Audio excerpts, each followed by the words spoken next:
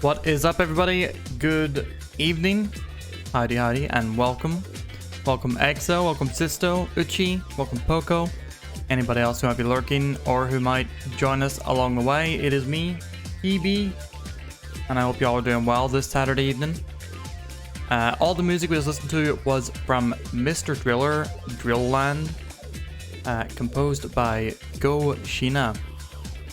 What are you doing the pausers face at me for, Uchi? How dare you pausers at me? But yeah, tonight we are going to be having a Hoot, which, if you don't know, is my somewhat irregular, but hopefully becoming more regular chat show, podcast, gamer hangout, whatever you want to call it. But of course, I can never Hoot alone. Actually, sorry, first of all, before we Hoot in any direction with any amount of people, I should say that this Club PlayStation Mix #1 was put together by Sean Johnson. Excellent YouTuber. Y'all should very much check him out. Does great looks at obscure PS1 games, as well as like videos that like sort of catalog, for instance, the entire PS1 catalog of Konami or Squaresoft or Psygnosis, etc., etc. Also has put together a bunch of great club mixes like this. But like I said, Port, Crates, Taylor, welcome in. I cannot Hoot alone, so please welcome everybody. Today's co-hooter, it is AOHL. Hello. Hi, PBs. Hi, gamers. Hi. Hello. How's it going? Yeah, not too bad. How you doing? We asked each other this before. Are we guys gonna lie here? Are we gonna sit here and lie? Act like this is our first time talking to each other today? Absolutely, absolutely. Let's fucking lie. How are you doing now, Hal? I'm doing great. I'm here to get you regular. By the way, I know you said you want to be regular with your fun little hoots. You gonna prescribe me medicine to keep me regular? Absolutely. I'm here to keep my boy regular. Nublet, thank you very much for the 11 months resub. Don't do a celebratory dab. Listen, I think that being regular is a good way to celebrate. Yeah, it truly is. Thank you very much. But yeah, introduce yourself to my gaggle of gremlins here, in case they don't know you. Okay. Whilst I shot Yad. Hi gremlins, I'm AOL. I'm a VTuber. I pronounce to she, her. I love Garfield, and I love being a menace to PB in particular. Yeah. These are my things. I love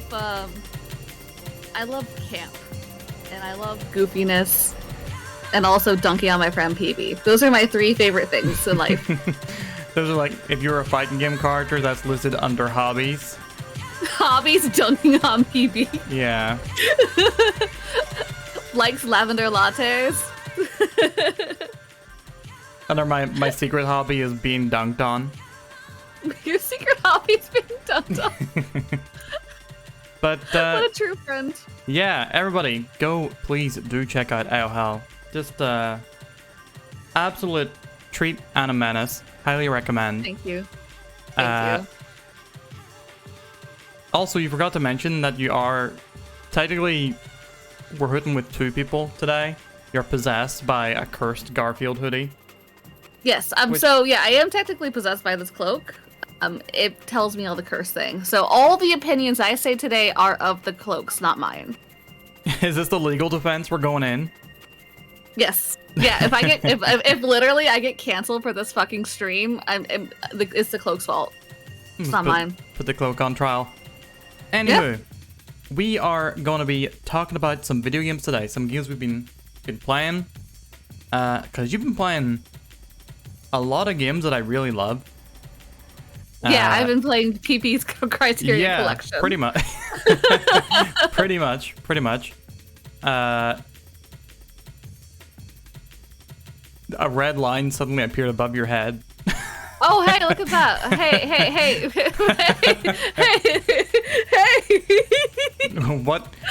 What could it mean? Start putting together the conspiracy montages right now, chat. My middle-age crisis pack. Yeah. So, what game do you want to talk about? You're middle-age? No.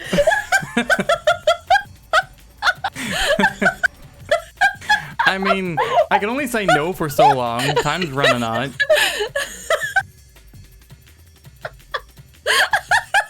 sorry, that is immediately derailed. What if I was? Like, wait, you're old.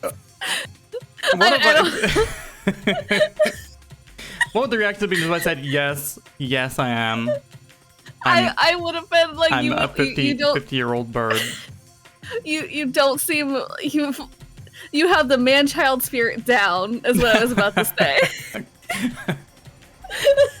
That's what I'm gonna remember whenever I do turn like 45 or whatever. What kinds is middle age? I'm very concerned now. Wait, is this where you like get nervous at your middle age? Yeah, I'm gonna set up like a countdown clock. I think 40 is like the middle age, like start. Well, I mean, I'm not gonna change. I'm not gonna change by 40. I know my shit. Next week when I turn 40. Like little confetti rolling down, like man-child banner rolling across the stream. It's the man-child.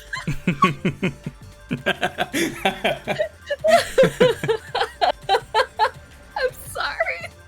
Well, no, that's the hood then. Thank you everybody for coming in. It was good while it lasted. Yeah. No more hoots. No more video games. I have to enter the world of work, and I don't know. Fishing is a hobby. I'm gonna become a fishing streamer from next week on. Speedrun eviscerate PB. All right. I've been here 5 minutes and I called you a man child. Yeah. You little fuck. Right. What game are we talking about first? Let me. What do you have up? You have No More Heroes up first. You want to let's wait to get into that. Let's talk a little about Silent Hill because our little treat is No More Heroes. Yeah, I think that let's warm ourselves up to really gush about it. What? No, it's fair. It's a fair piece of terminology. Chat, we're going to warm ourselves up. This is the warm-up of the Hoot, and then the gush section of the Hoot comes later. The gush section comes Yeah. I love this game. I had such a good time playing. Is it playing on the screen, or is it just... It is not playing on the screen, yeah. Okay. We're talking about Silent Hill 4, Da Room. I literally just finished this. Ooh! We got a little raid. A raid? Storage. I'm gonna do this. Welcome in. Sarge, check this shit out. That's for you. the double dab. We double dabbing on Sarge. Sarge, thank you very much for the raid. Sarge playing some Final Fantasy 3 Pixel Remaster. Hope you're enjoying that. Also welcome in Parsec, Runetooth, Jumbo, I'm not sure I caught yet, but Ecto, good to see you. Welcome in, cuties. But yeah, you just got us. Go ahead. Silent Hill 4. Silent Hill 4. I don't understand the hate. I don't understand the hate. This game is delightful. It's so fucking funny. I don't think I've laughed like harder in a video game ever in my life. I love this game. That is what people want from Silent Hill. Just pure comedy, non-stop giggles. Well, I was also very afraid too. I was also good. very... I think I screeched a lot. I lived in fear. We love to live in fear. But like there's moments where Walter will like literally come like just out of nowhere. He'll show up with like 2 pistols and like unload like 20 bullets into you, run away and leave, and come back with a chainsaw. Yeah. Like he is such a goofy goober, Walter. He really is. So I know that Walter is based off of lore from Silent Hill 2. Because they talk about him. I think, is it like there's like newspaper clippings of Walter that you can find? Yes, and you also find his grave, and they also reference it in the game show part of 2 as well. Oh, okay. Oh, fine. I didn't remember all that. That's neat. Yeah. Yeah, so they do reference him a bit as just like a bad man when you're in bad man prison. Spoilers for Silent Hill 2, you go to bad man prison. You're officially a bad man. You go to bad man prison. But this game is interesting because I haven't played 1 or 3, but I know a bit about... I'm sorry, the guy on the screen just burned me.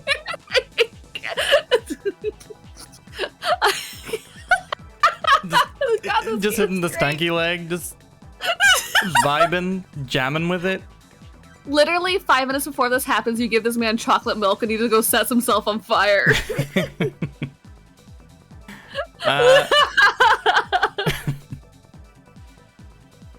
But yeah, your history of this is just Silent Hill 2 to this, which is honestly, that's not a bad way to get into the series, I don't think, because these 2 games are the ones that are sort of least connected to the plot through line of 1 and 3. So I feel like this does connect a little bit to 1 and 3 because I know there's cult stuff in those games, and there is a little bit of cult stuff in this, but yeah, it is its own standalone. Like there are little like nods to 2 where your the super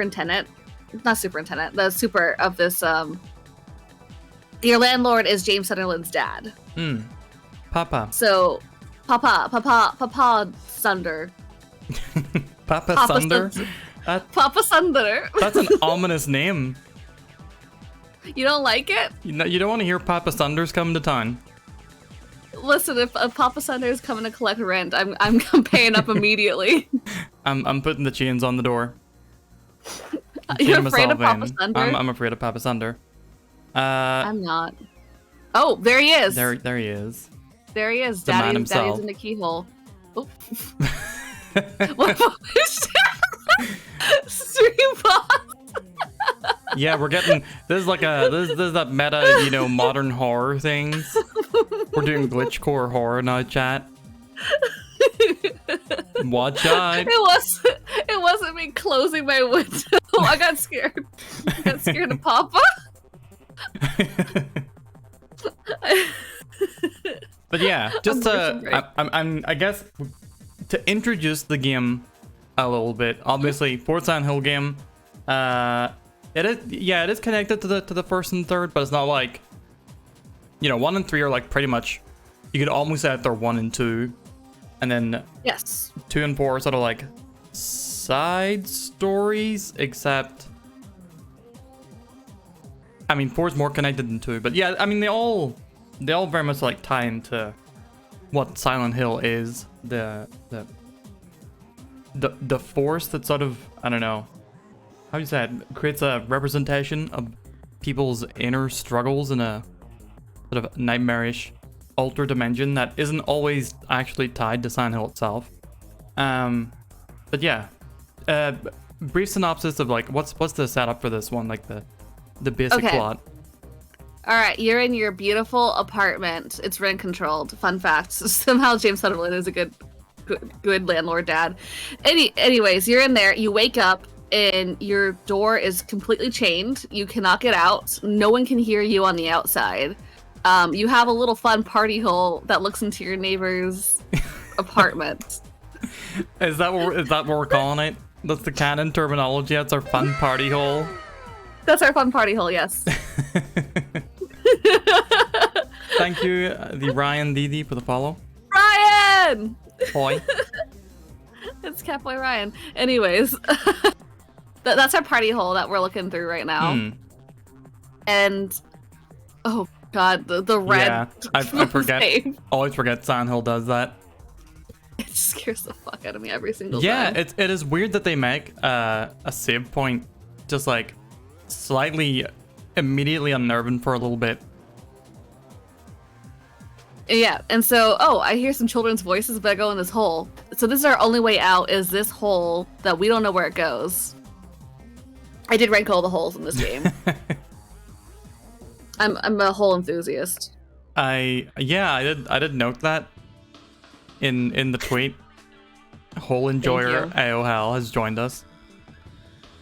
You know me, I love holes. But yeah, basically these is it the holes connect you to locations within Silent Hill? Or these are all Silent Hill places, right? No, these are all adjacent to your apartment. So you never fully you never actually go to Silent Hill then. I think the closest you get is Boy Prison, which is in the lake. Boy Prison. Boy Prison. Boy Prison. You're in Boy Prison right now. That's where I go until I graduate to Man-Child Prison. Yeah, this is Boy Prison. Then I go to Bad Man Prison later. But yeah, and everything, you get tied in essentially, I mean, what would you call it? What is Walter Sullivan's deal? He's a dead serial killer. Is he? He's dead. He's dead by the point in this game. Yeah. He's dead. He's dead. And yeah. So basically, what's happening is that Walter is trying to summon the room, which he believes is his mommy, because he's a fucked up little boy, and who got real into cult stuff and just assumes that like this root, like this apartment where he was born, is his mom. I don't think we need to make any aspersions about someone who just wants to join a mommy cult. That seems unfair. Well, PB, I'm here to call you out today. Yeah, I totally forgot like his motivations. His motivation is to learn to do the 21 sacraments, which is just killing 21 people. And so your neighbor who you can see the party hole, Eileen, and you are the last two that need to be killed for the room to come back to life. So he's after you. Yeah, whole boy versus mommy boy, who wins? A tale as old as time, a never-ending struggle. But I don't understand. This game was like pitched to me as being very bad. And yeah, I think it gets a hard rap for sure. Like, I know that 2 is considered a masterpiece. Oh, sorry, I just watched this. Eat shit. Flung across the room at high speed. Just shit down the bend of the tunnel towards the end of the door. It's mechanically annoying at times. I mean, they're all... I think all the Silent Hill games are mechanically annoying at times. So I think that's just like a full criticism of the entire series. Oh, God. The fact that I think that half the game is a escort mission can be daunting. I think that might be the biggest part of it. Of why people don't like it. But I will say, I think this game was the hardest to figure out alone. Like, this one I needed help from people all the time. Do you mean like puzzle-wise, or in terms of wandering around not knowing what to do? Both. Yeah, this is the one Silent Hill that I played that I had that ladder experience of like, especially when you get to the end when, you know, you're going through hole after hole, you're just on a whole extravaganza, revisiting all the places you've been to. That for me is what really does bog down the game a bit at the end. Silent Hill 1 would be the inverse, so it's like pretty straightforward of like, we're going here, we're going here, we're going to kindergarten cop school. Yeah, canonically Kindergarten Cop takes place in Silent Hill. It is official. That's true. But yeah, so I mean, I know we're jumping ahead a bit here. How did you feel about that? The repetition of the areas towards the end. I'm over it. Over it. Yeah. Once I got to, I think, Building World. Like, the names are so batshit. Once we got to like Building World, I was like scream. Least exciting Mario 64 levels. Building World, yahoo! I think by the time we got there, I was like screaming for people to help me. I'm like, just like, this is... Yeah. This... let me go. It's time. Okay. Oh, never mind. I remember that door in there where I literally did the most gamer play of all time to get to this door. So there's like a legion of bitches in here at some point. And I literally had one piece of health left. I had Eileen, and I was juking and I was dodging. Nothing got me. I felt like the biggest gamer when I like got through this room that we're looking through right now. I felt incredible. I felt like a god. Yeah, that's. I remember there being like quite a bit of dodging in this game. Like I remember the orphanage world at some part. I can't remember what you call it. It's been a long time since I played this game, so my memory is a little Forest bit. World. Forest World, yeah. I remember there being like a good few ghosts there. Oh, they're everywhere. Yeah. Those bitches are everywhere. That's the one where Walter Sullivan was the most for me, where he would literally just like show up into different areas and be like, I have a stick now. I have a chainsaw. I have 2 pistols that I'm gonna unload all into you. Totally forgot that he actually appears like in the flesh to antagonize you. He totally sure does, and I've absolutely shat my pants. I think this was a much scarier game than Silent Hill 2. Oh, really? I think I was more scared of this game than I was of Silent Hill 2. Was it because of Walter, like the pursuer angle? I gotta say, like the concept of the room in the apartment being locked in, that's a very good horror setup. Because The room, as far as I remember, pretty much always safe, but it just always feels unsafe? No. Or ghosts appear at some point in it, don't they? Yeah, so, spoilers for this game. Fun fact, I fucked this up really bad because I kept coming to the room. If every time you come to the room and you, like, just keep coming and coming back, the place gets more and more haunted. So, like, you coming back for safety to this room makes it more haunted. So you're, like, the room will stop healing you after a certain point. And, like, there'll be ghosts and shit and more stuff happening and, like, areas around the room that can hurt you. Even when the room is safe, it feels very unsafe anyway. It never feels good to come back to the room. Yeah, this is the ugliest fucking apartment of all time. I'm just, like, literally looking at a picture of my room right now. I was literally about to call, like, this is Nier room. There's no waifu posters anywhere. Yeah. Just put, like, one little, like, moe poster in the corner in his PB's room. Yeah, instead of, like, pictures of some random family, it's like Kaine from Nier. It's true. There are more holes in my room as well. More dimensional holes to climb through. Oh. PB got party holes in your room? But yeah, the party hole is a weird one as well. The game essentially encourages you to be voyeuristic. And it does some good scares with it as well.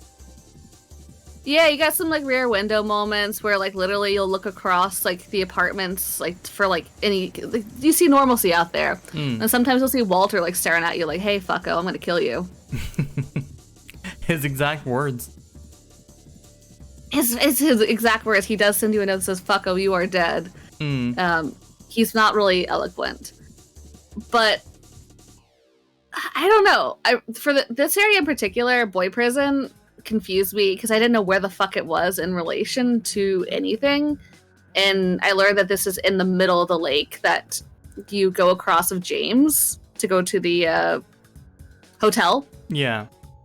So this felt the most out of place because why would you build a boy prison in water? Well, it is sort of the most, on the face of it, unrealistic location in the game. Why would they? I mean, shit, there are prisons in the water though, but I can't think of like any in America. Yeah, in lakes as well, unless it's like one of those big ass lakes. Especially for boys, like for like underage boys. I don't know. Yeah. It feels weird. Just put all the little shits out in the middle of water and just not think about them. Yeah, fuck those kids. That's the Silent Hill method. I'm trying to think of what other locations you go to. You go to this. You go to the. Is it like a cult orphanage in the forest? Isn't that it? Yeah, the forest. That's the closest you get to Silent Hill in theory. Is like it's like right across the area, which is the Wish Orphanage where Walter lived. Also, yeah, the enemies in this game are fucking goofy. I love the big baby things. Like that try to everything points at you like your next brother, and like they're like about to get you. Yeah. So yeah. Sorry, go ahead. Go ahead. No, it's alright. Go ahead. Yeah. So the forest world has like the cults, like that they had the orphanage there. That's where Walter grew up, and they have the subway system, which is the first place that you go to. Where you meet oh my god, your ex-girlfriend who passes away. I almost called her chlamydia. Carrie Cront. Oh, I totally forgot her. I knew someone died in the subway, but I think I might have got it. Klondike Bar. That's her name. Klondike Bar. Klondike, yeah. Klondike, yeah. What's her fucking name? Someone please, for the love of fuck. No, oh yeah. Don't tell her. It's fine. Klondike is not her canon name. You go to, I think the coolest area that you only go to once is the hospital, where you get Eileen. And there's a lot of really cool scares there where you meet like Big Eileen. Oh yeah, that's like one of the sort of most famous scares in the whole series. Have you been spoiled as to the big scare in Silent Hill 3? I mean, there's a No. few, but okay, good. No, No one do it, chat. I don't know shit about Silent Hill 3 besides Bread. That's like all I know. Good. Yeah, O- no, okay. that definitely that got me. The big Eileen. Because I've seen it before, and I was like, I don't know what's happening. It just kind of appeared. I was like, oh, well, hello. Yeah, I'm not sure it's like even threatening. It's just like just big chillin'. But yeah, it's a weird Silent Hill game in a lot of ways. A lot of people will say that it's not supposed to be a Silent Hill, and it is true that sort of, and in its very earliest conception, it was an idea for a different horror game. But no, that. Oh, really? Yeah. But it changed very, very early in plans. It changed. They realized it was going to be a Silent Hill game. So even still, even like knowing that it is sort of like a full-throated Silent Hill game. There's so many things that are different about it, like structurally. Like I said, that it is the Super Mario 64 Silent Hill where you're teleporting, you're jumping into these worlds, and also it feels like the one that is most haunted, like most explicitly about ghosts and spirits and stuff. And I mean, like all the games do deal with that to some degree. But not quite as, you know, sheet over the head floating towards you ghosty as this. Like I do agree with you. In Silent Hill 3, everything feels a lot more fleshy and grimy. Kiwi is turned to a robot on my side of this. Chad, do I sound like a robot to y'all?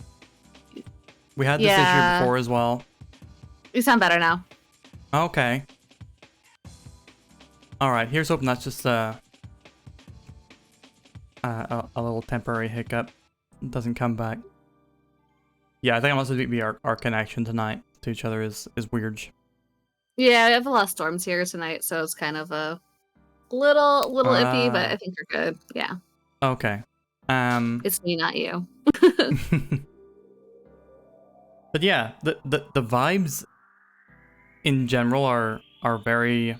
There's still a lot of. I don't. It feels like to me one of the big essences of Silent Hill is wandering through these, you know, unfamiliar environments and people just sort of popping in and out of the mist to have weird little character vignettes with you that always feel vaguely threatening and, you know, gauging people that you meet. But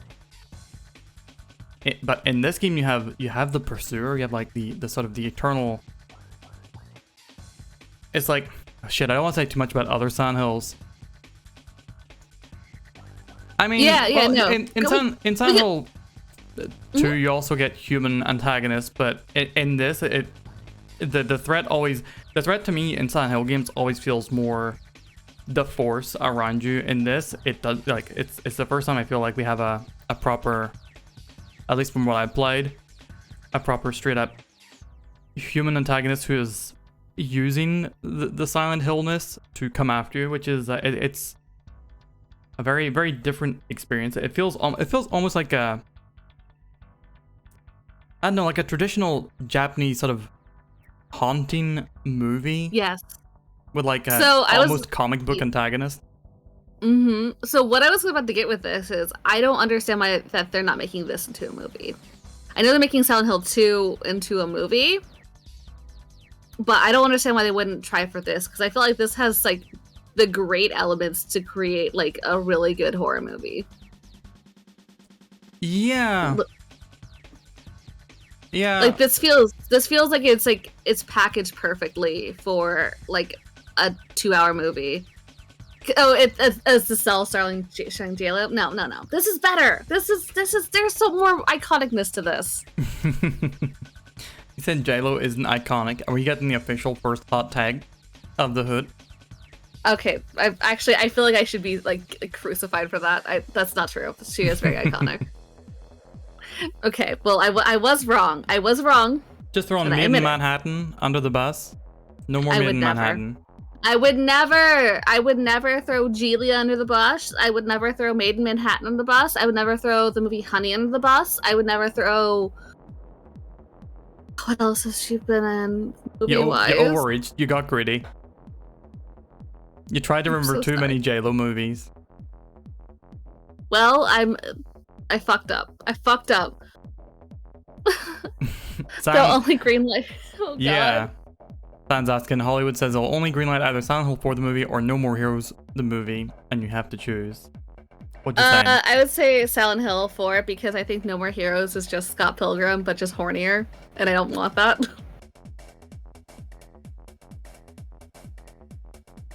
I take issue with this summation, but I'd make the same choice. Scott Pilgrim, but hornier.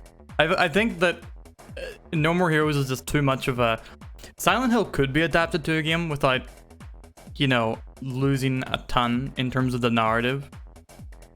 No More Heroes is a game-ass game that, like, plays with being a game. Oh, okay, I'm sorry, there is a Silent Hill 4 movie called Apartamento. Oh, really? Yeah. Uchi just put the post in chat. I can't click out of fear, you'll disappear. Okay, that's fair. You know what? It's worth it if I disappear.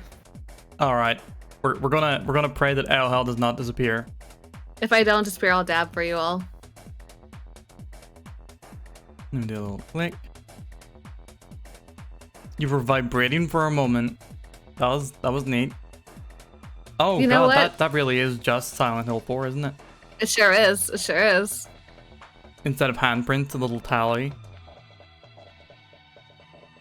I mean, yeah, but that's the thing. That premise, the apartment premise alone, is pretty excellent by itself. Yeah. Yeah. No, I think that there's a lot of room for something really good for that. But yeah, you'd played Silent Hill 2 before this. Mm-hmm. I imagine that at least the combat felt a lot more, I don't know, accessible. Like you weren't running through molasses.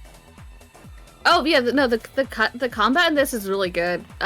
Henry has the biggest fucking backstep I've ever seen in my god. He has like a Dark Souls, like evade. He ain't fucking about.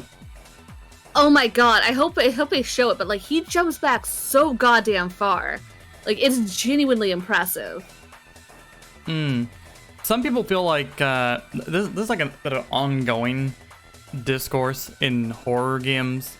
Is like you want to make the player character unwieldy on purpose so that you never sort of feel comfortable or confident in combat. What do you think of that sort of like general premise and especially like Jim Sunderland is such a slow soft boy. He deserves to die. Anyway. I don't know. Sometimes it's done well of like, God, I'm gonna sound absolutely insane when I say this because I've never fully played it, but I just watched it and it feels like an anxiety-inducing trip. But I've never played the Clock Tower games, and I feel like that. I've seen a bit of it, but I'm gonna play them at some point. We'll get there. Well, I mean, one's getting that re-release very soon. Well, very soon, next year at some point. Next year. I will be playing Clock Tower 3 soonish, so that's on the list. Oh, you're jumping straight to 3? Yeah. I want to play the game where... I know 2 is the one where you, like, hit demons in the dick. That's all I know. That's all I've seen of it. It's just, like... just hitting demons in the dick. I'm gonna not be precious about this, but I just wanted to be understood that I'm feeling very precious about this right now. You're feeling precious about this? I'm feeling precious about this. Okay. Clock Tower 1 is like one of my... No, not like... It is one of my all-time favorite horror games. It's like top 3 horror for me. But that's it's okay. on the list to play. I will be playing it. I'm playing it in October. Chill. It's okay. I'll get there. I'll get there. Okay. Yeah, I've not played 3. I've only played 1 and 1, but again, myself. Clock Tower 2 over here is Clock Tower 3 over there. Clock Tower 2 over there is Clock Tower 1 here. And that's not too bad either, but one's just... But yeah, no, those are very much sort of the epitome of your character can't do shit. Like, yes, in terms of regular combat, it is very much supposed to emulate that straight up horror movie thriller chaser sort of deal. Yeah, I think that does it well. Amnesia doesn't really do it well. I don't think it does a successful job with that. I've never played the Amnesias. You play them. Are they worth it? That did not sound the most confident. I wouldn't play 2. I think 2 is not worth it. I think you'll be very bored. Okay. I think you'll be very bored too. I haven't played 3 or the new one. I was gonna play the new one soonish to see how I feel about it, because it's like 6 hours long. It's pretty short. Yeah, I mean, at least that you like bang out in one stream if you felt like it. Yeah, but I feel like from that series, I think the Penumbra games are more successful and scary. Even if you do have combat and like weapons and stuff, you're pretty limited though. Are they the same series? Same developer, sorry. Oh, okay. I don't know anything about them. I didn't even realize there were 4 games out in... Shit, I forget the name. Yeah, Amnesia. All I know is there's one called A Machine for Pigs, and then one that released somewhat recently. Yeah, Rebirth, and then the newest one that came out like last month was The Bunker. And I hear decent things about The Bunker.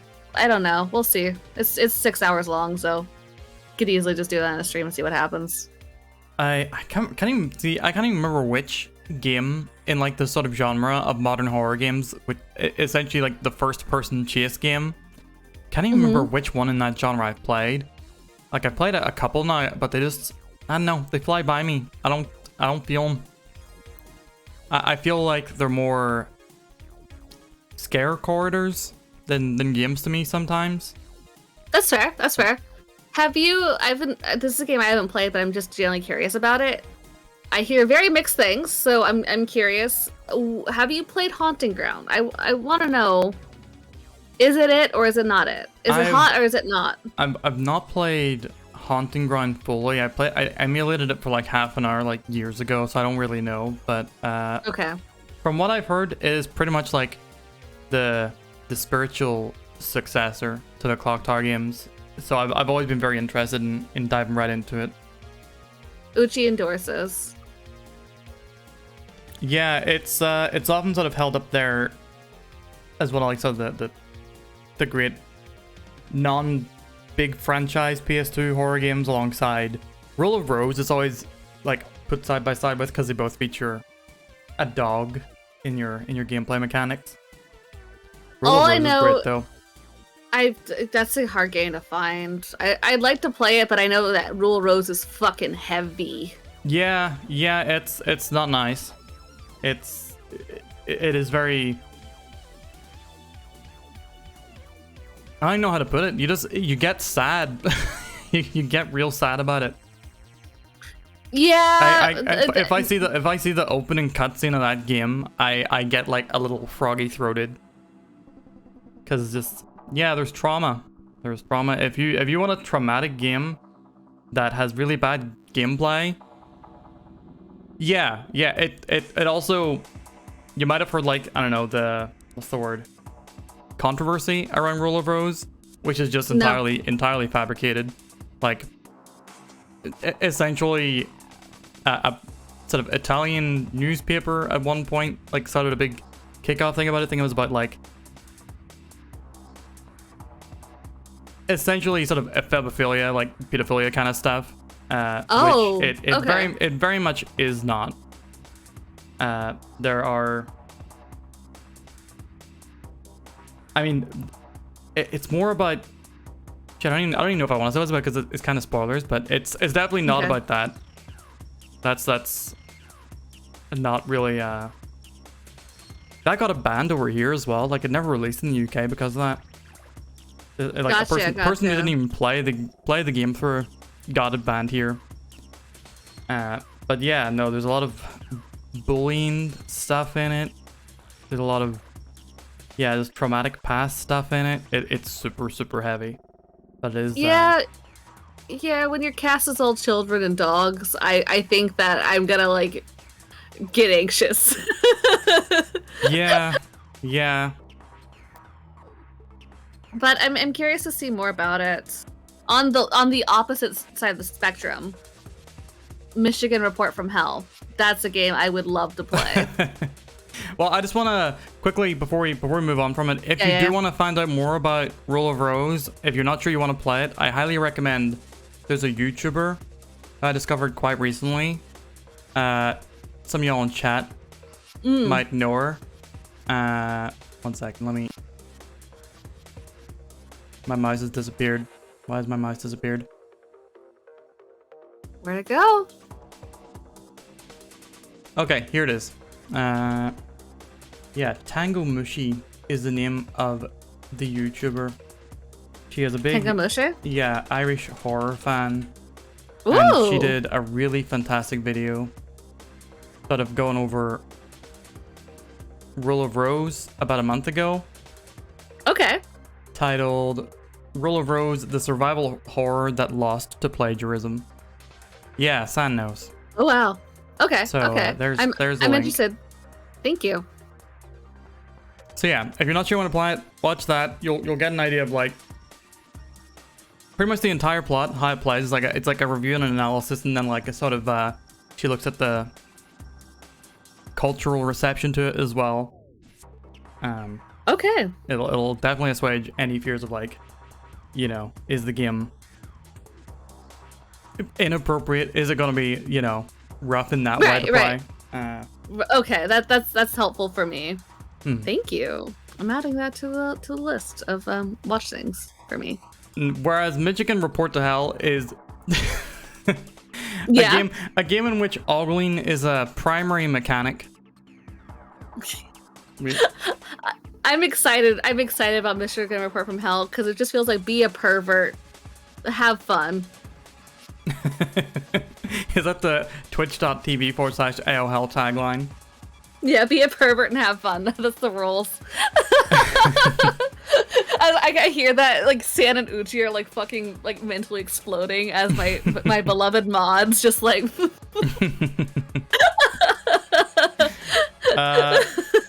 Yeah, I've played an hour of Michigan myself. As part of a past scoop of PB. It's an interesting one. It is just so incredibly unserious. No matter how like much it tries to, you know, maintain a serious tone, it's just completely spoiled by the mechanics of not just the fact that there is some incentive. I don't actually know what happens if you like take all the pervy shots. I just know that there is a value change in the game and it notes it. So, you know, someone's going to be incentivized to get all them ass and feet shots.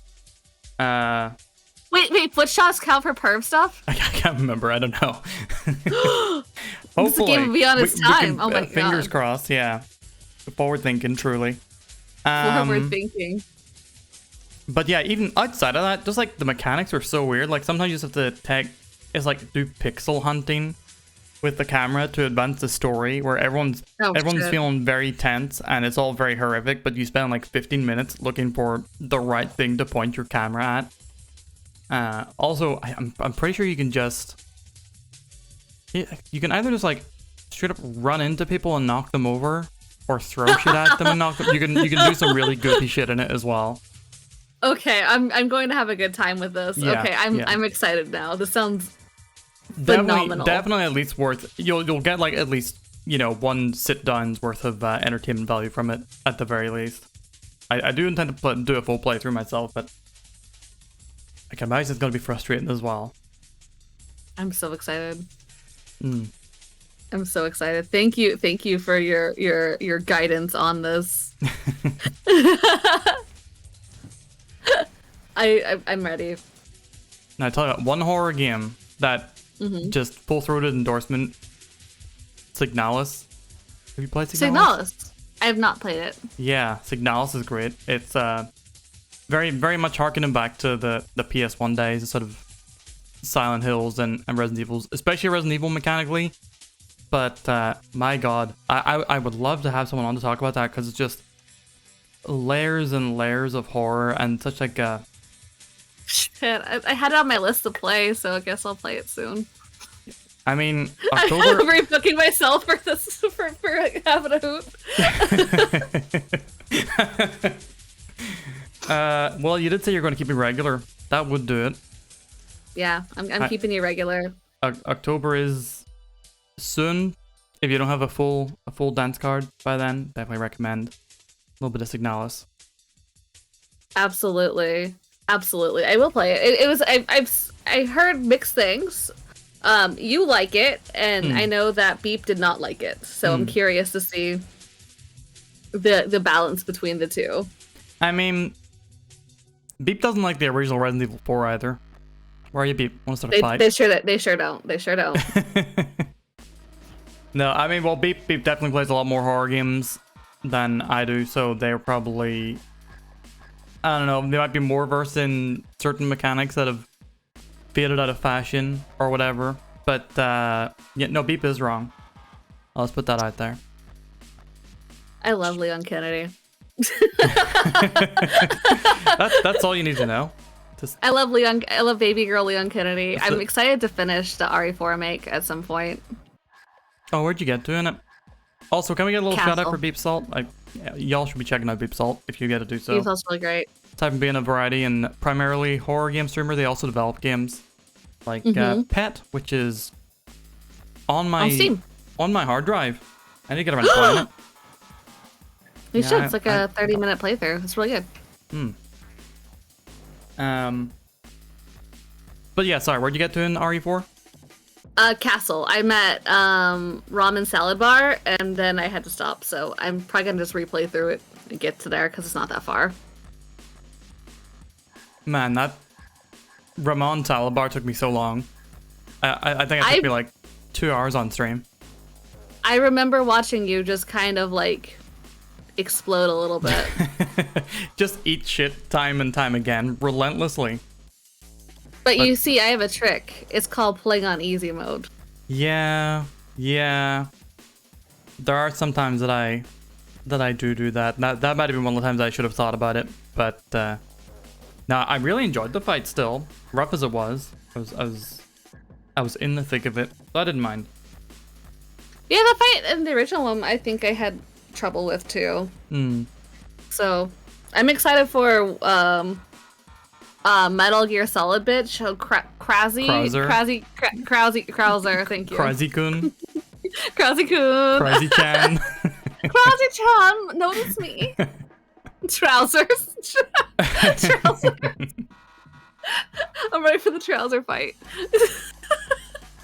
I'm excited for Trouser. I'm praying on my wish list for some more Ada Wong content. Oh yeah. What the fuck? They haven't said nothing yet. Hopefully. Did they release the Mercenaries yet? I don't remember. Mercenaries is in the base game, but it is very pointedly missing some characters. Okay.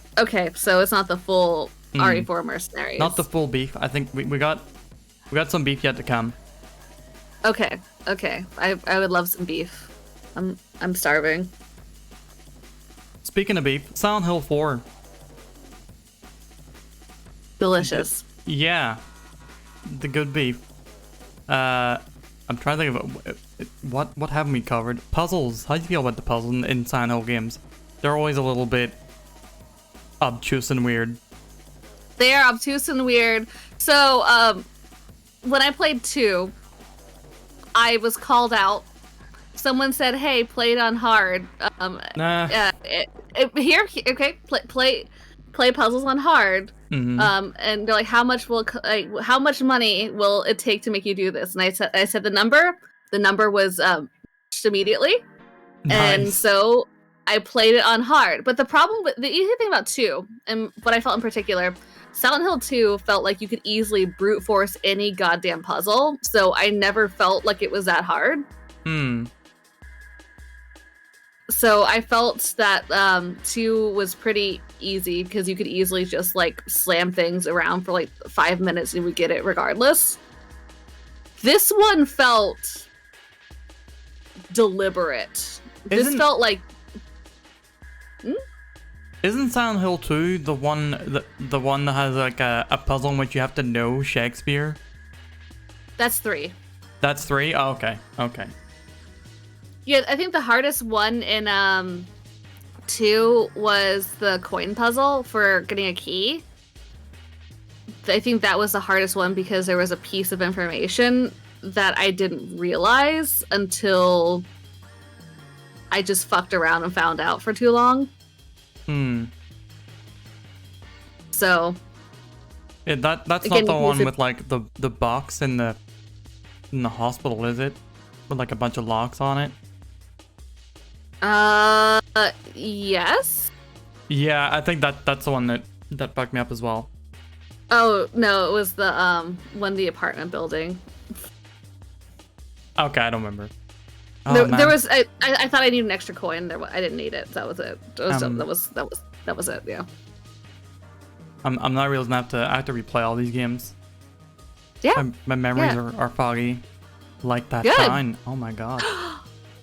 You have to go back to that town in We your have to dreams. go back. Your restless dreams. Yeah.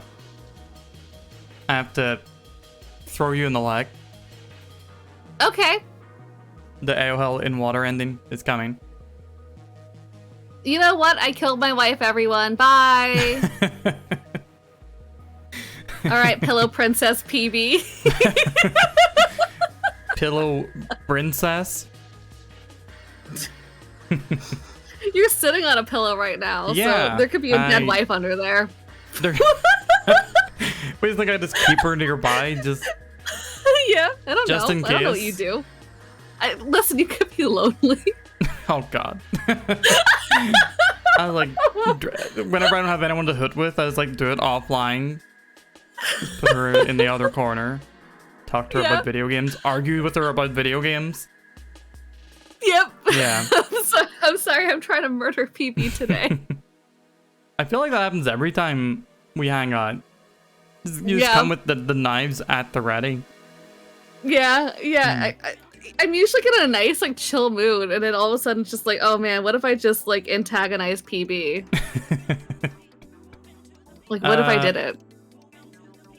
But yeah, were the puzzles in Silent Hill 4 harder to work out? Yes. There's one in the apartment world part, like, at the ending that I was like, everyone. So I have a teammate. Her name is Exterior Emma. She is a speedrunner for Silent Hill 4 and also different Silent Hill games. Where I was just like literally grasping onto her. I'm like, Emma, tell me what to do. Help me. Also, San too. I was just like shaking them, just like, please help me. And everyone's just like smiley face, like, you'll figure it out. You'll figure it out. And then they'd have to nudge me in the direction. Yeah. You bring in the teammates, the pros. The pros. And that's what they do to you. Yeah, no, because it's funny because they're like so busy speedrunning this game that they don't like realize like these small little struggles that like doofuses have for the first time. Yeah, I mean, I gotta imagine when you're speedrunning it, there's no such thing as a puzzle. There's just an order of events to remember. Exactly. Yeah, or there's little puzzles like the puzzle that they're I think doing. No, not here. But there's a puzzle towards the end of the game that I was stuck on that the speedrunners just don't do. Oh, really? Yeah, there's a thing that they just do a speed tech to like you don't have to do it. Yeah, that's what Sam's talking about. Was like they're literally something that I was like stuck on that they're like, oh yeah, you don't have to do that. Did you end up doing it, or did they give you the strat? No, I had to do it. No, they made me do it. You don't have to do it. Proceeds to force you to have to do it. Well, I mean, there's a tech that I'd have to like glitch through to like make it not happen. So they're like, you need to experience this.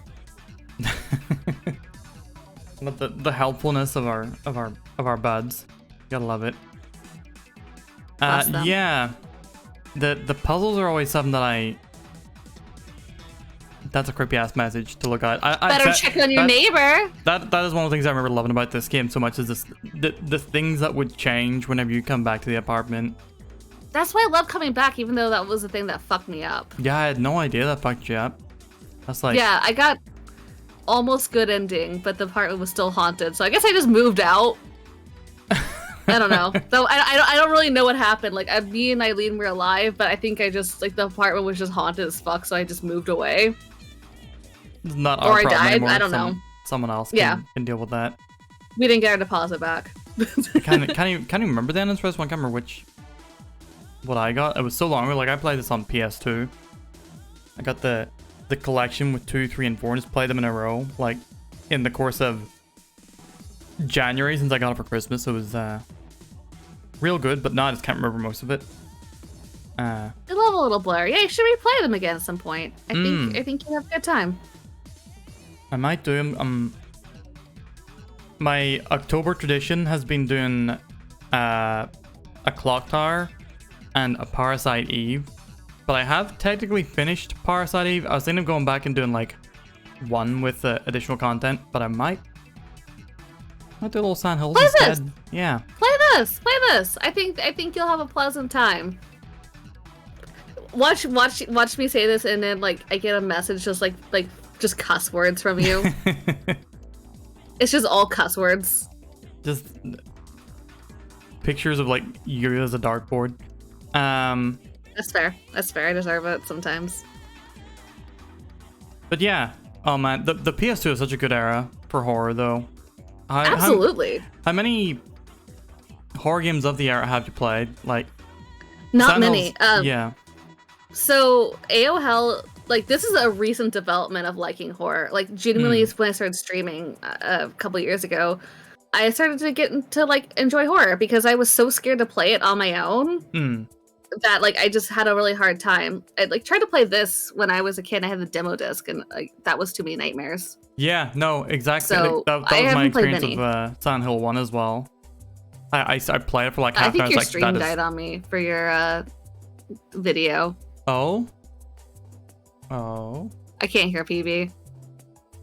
Oh, chat, y'all can hear me, right? PB, come back into the void. I can't hear you. PB-ton. All right, give us a moment. It's on my side. It's a me problem. Oh no. The bird got raptured. Yeah. On my end. This is unfortunate. We had apparently I was really robotic on her side. Still can't hear him beforehand as well. Let me see what I can do about it. Say mean things to each other? Absolutely the fuck not. Okay, I'm gonna try to reconnect. No, she has to wait until I'm actually, you know, in contact with her before she can do that. Oh, what is this mysterious box that has appeared? There is no box. It was all a lie. Yeah, man. I do gotta replay these games. Do we have an AOL?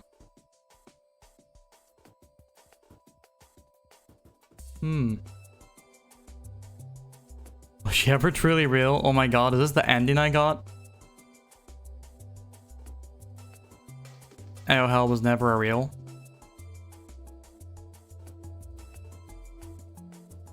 Discord crashed. How's chat doing? Chat, what's your favorite horror game? Help! Oh, Jesus Christ. Fuck me. The jump scare. The AOL jump scare. We've unlocked bad ending. Bad end.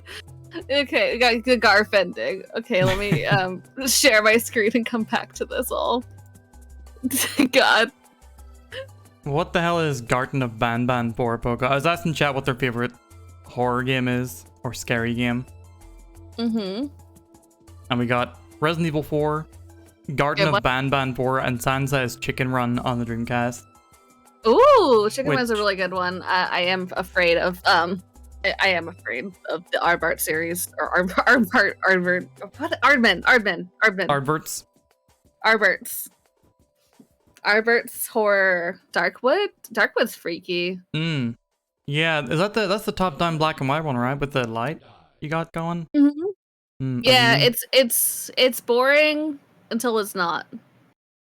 Neat. That's the only way I can put it. I box quote right there. It's boring, and then just ... Elden Ring does have some horror to it. All the Souls games have some horror to it as well. Oh my god, no! Elden Ring, Dark Souls 2, they have like jump scares. Yeah, very much so. You just happen to be able to, if you're good, smash through the jump scares. I love a horror game, a horror that I can smash. That's what I'm here for. Okay, smash or pass. Walter Sullivan, go. Nah. He just seems like a guy who hangs outside Asda late at night. Just hangs around the ATM. Tries to start conversations with you. I'm not about it. Oh god. I'm not about it. Okay, I'm trying to think. Smash or pass, James Sunderland. Without knowing that he is gonna. We know what he's gonna do at the end. Yeah. He has a routine. I don't want to be part of that routine. Also, a pillow princess is a pillow princess. That is true. I don't want to try and change his nature. You know, clearly he's got something going on. That's true. But okay, name a horror boy, Uchi. Go. Name someone. I'm sorry, this turned into a smash or pass horror characters. The music I've got right now makes it sound like it's a game show section. Smash or pass, Leon Kennedy. Leon Kennedy that's too easy. What do you mean ultimate pass? Okay, there we go. See, who's gonna not smash Leon Kennedy? Yeah, I'm smashing Leon Kennedy. I'm smashing Albert Wesker. You're smashing Wesker? Wesker is straight up tech bro. I have to spread my genes around as much as possible. Nah, I'm not feeling that. I'm feeling it. I'm feeling it. How about Barry? You know what? Takes care of his family. Comes around, you know, he has some struggles, but he comes around at the end. Barry can smash. Mr. X. Mr. I mean, he do got that strut. The physique, who can deny? Yeah, he can hold you in your arms. Just cradle you. Taylor says Barry absolutely does not take care of his family. Is that not his whole thing in RE1 that his family's being threatened? So he acquiesces. I just think he's a DILF, that's all. I think Barry's a DILF. He got the dad bod pudge going on. Got the big bear thing. Yeah, I'm into it.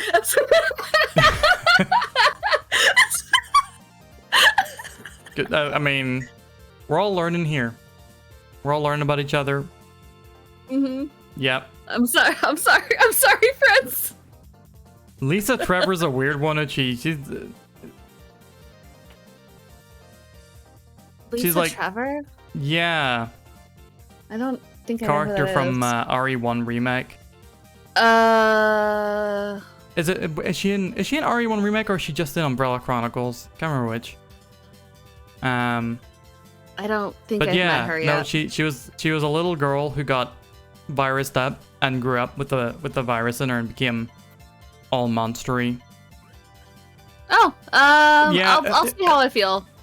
She's a kid? No, thank you. I at least think of her as a kid because whenever she was last sentient, she was a kid. That's Oh, is she the thing that they referenced? And like, have you seen Welcome to Raccoon City? No. Okay, I don't know if they're referencing her per se, but like, the movie is interesting. There's like a weird little like virus person that just kind of hangs around Jill sometimes, and it's just weird. Like I don't know. It was around Claire. He just shows up and it's just like her kind of like weird friend, and like Oh, I got no idea. It's great. You're the first person who. Yeah, I totally forgot about that movie. I think more people watch the RE series than that movie, and that also just sort of faded out into non-existence. Well, Just okay, took so his I recommend watching Welcome to Raccoon City because there's the funniest scene at the very end that I laughed so hard. Also, the choice for Wesker I think was piss poor. I think that the guy who's like Luther in Umbrella Academy, I think he's a perfect Chris Redfield. I think he's a perfect Chris, but they made him Albert Wesker. I don't understand. Leon Kennedy is fantastic. He's so cute. He's so fucking stupid. I love him. It's perfect. You're just describing the character of Leon Kennedy. Yeah, no, he did such a good job. Like, he's such a little dummy, and I like want to kiss him. Like, it's perfect. Like, that's like they got Leon Kennedy down to a T. Which one's So, Luther like- in Umbrella Academy? It's been so long since I watched that. He's like the big boy.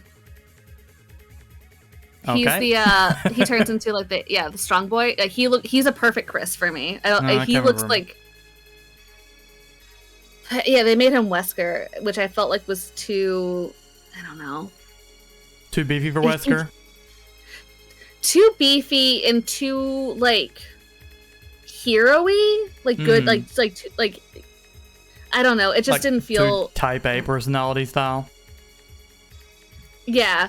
How about Chris from the games? Chris is so indifferent. I wish I liked Chris more. He's just kind of there. Yeah, it felt like Village was the only one in which he got, somewhat interesting. Yes. Like Jill, Punished Chris. love her. Love Jill. Jill's got a personality. Jill's got shit going on. Hmm. Jill's got a lot of cool stuff. Claire, I love Claire. Leon, baby girl. Who else we got? Obviously. Helena, who? Yeah. Yeah, you can say that for any of Resident Evil 6's original characters, except maybe Jake. Jake had a little bit of personality. Jake was Taylor, interesting. I forgot Pierce even. I was about Pierce. Yeah, I forgot Pierce died. I just totally forgot about what happened to Pierce. Pierce is. What do you think about? He's there. What do you think about Ethan Winters?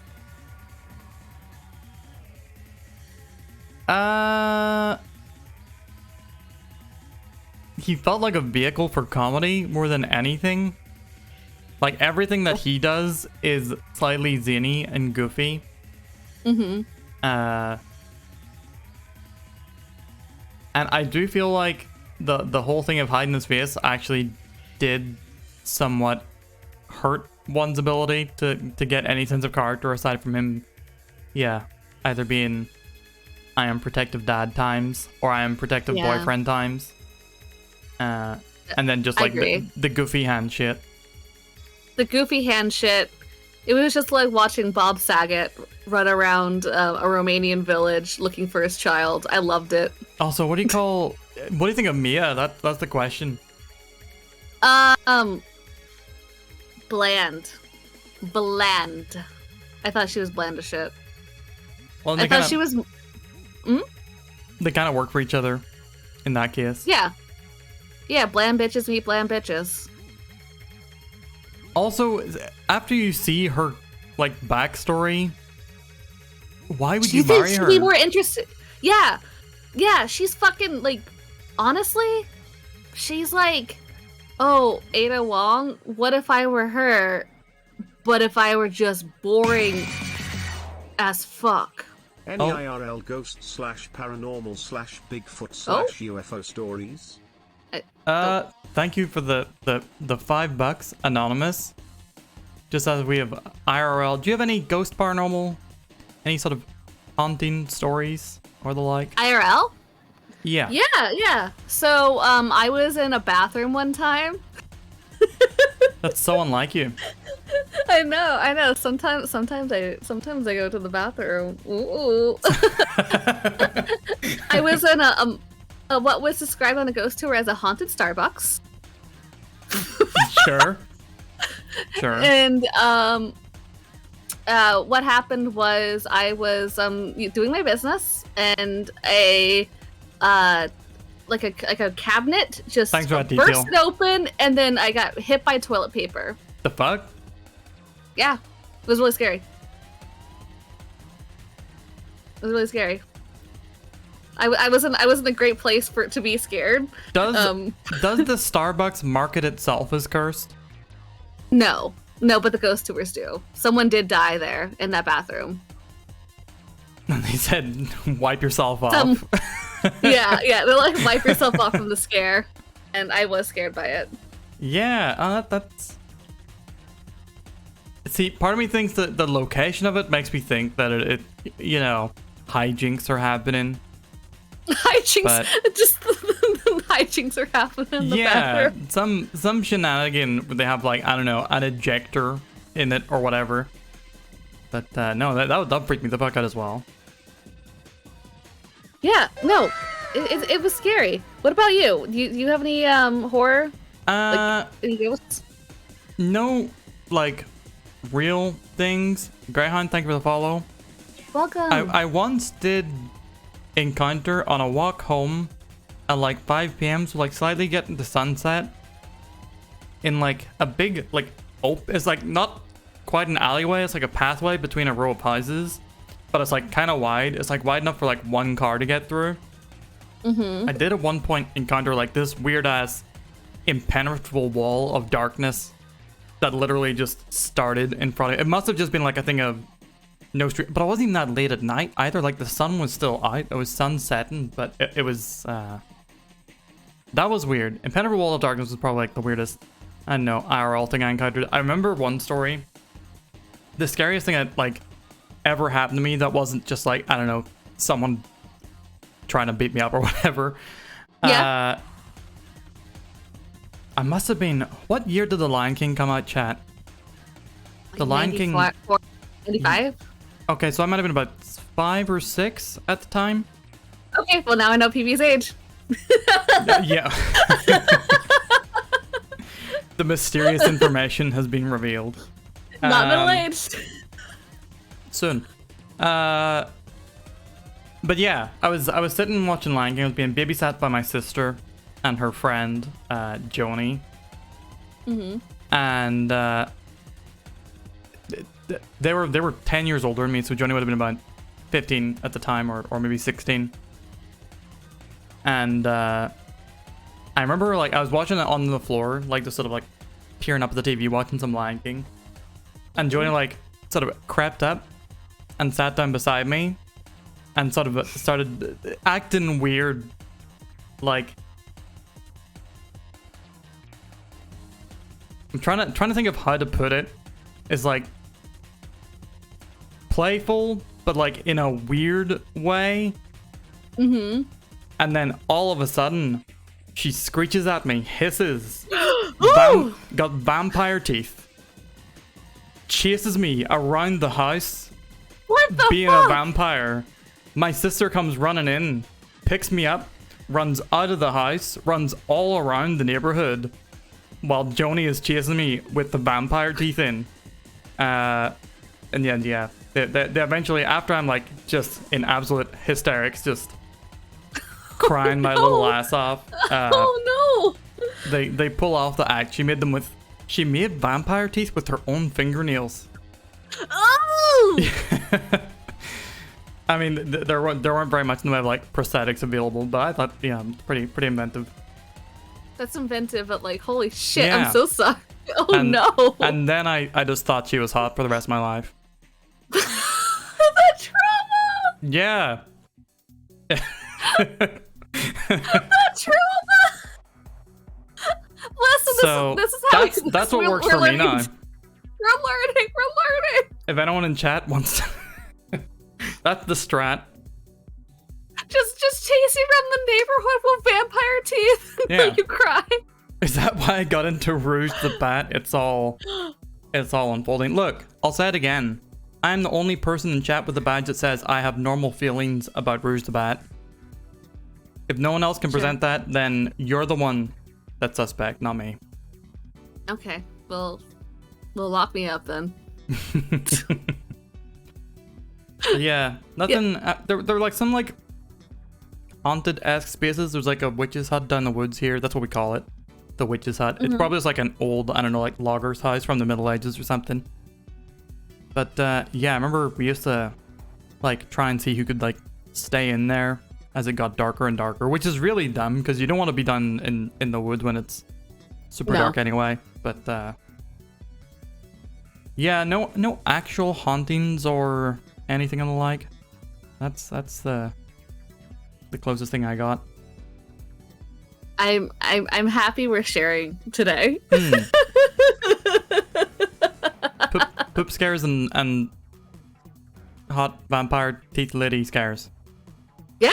The two kinds of scares. The spectrum of scares. Yeah.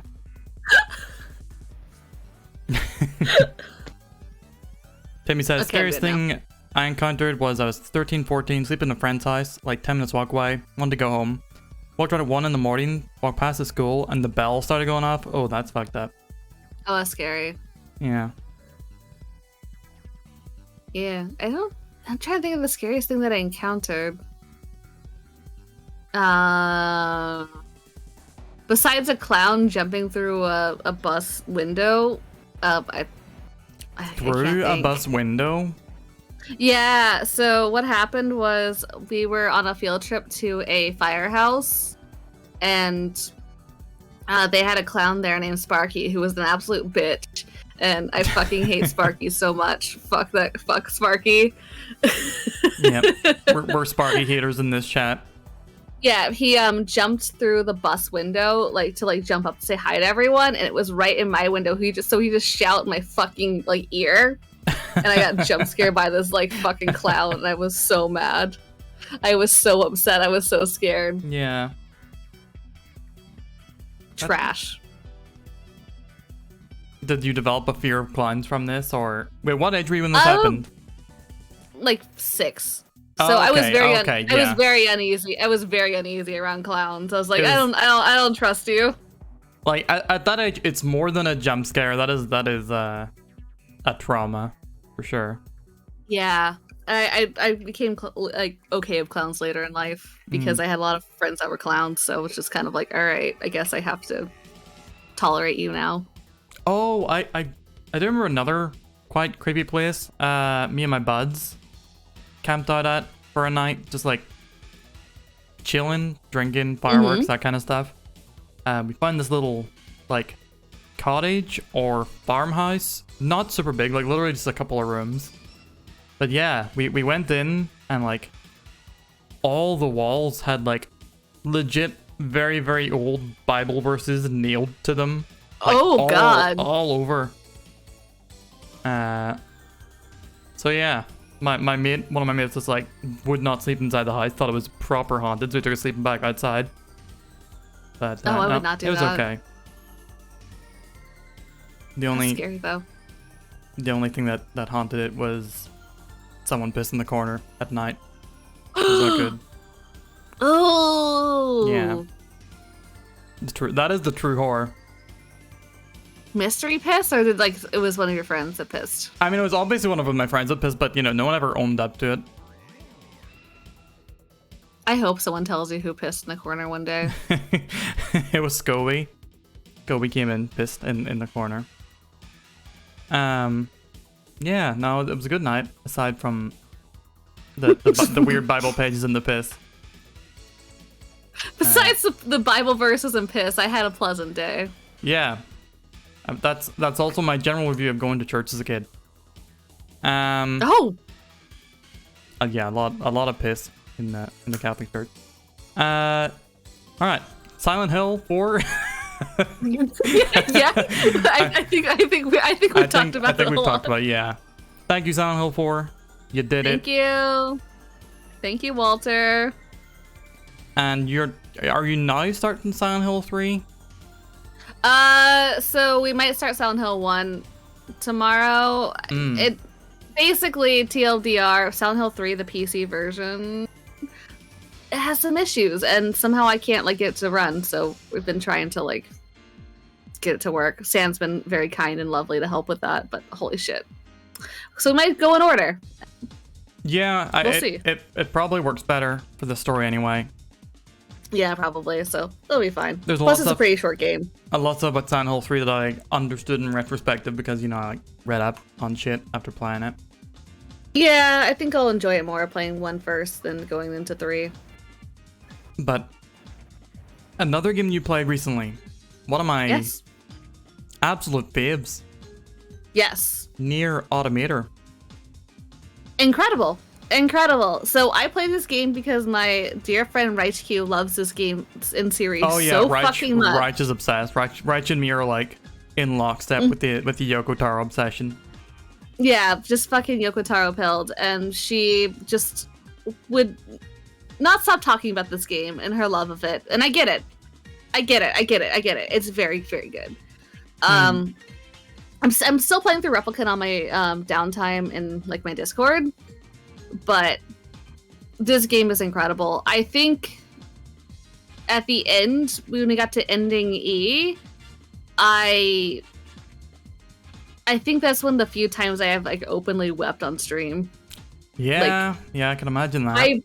I got so fucked up at the end of ending E and realizing what it all meant of the last part in particular, which is the most meaningless thing in the entire world, in theory. Like, meaningless. But there's something very sweet and generous about that. I don't want to spoil it because I thought it was so special. Like, I'm thrilled no one spoiled it for me until I understood what it fully meant. Yeah. And it was very special.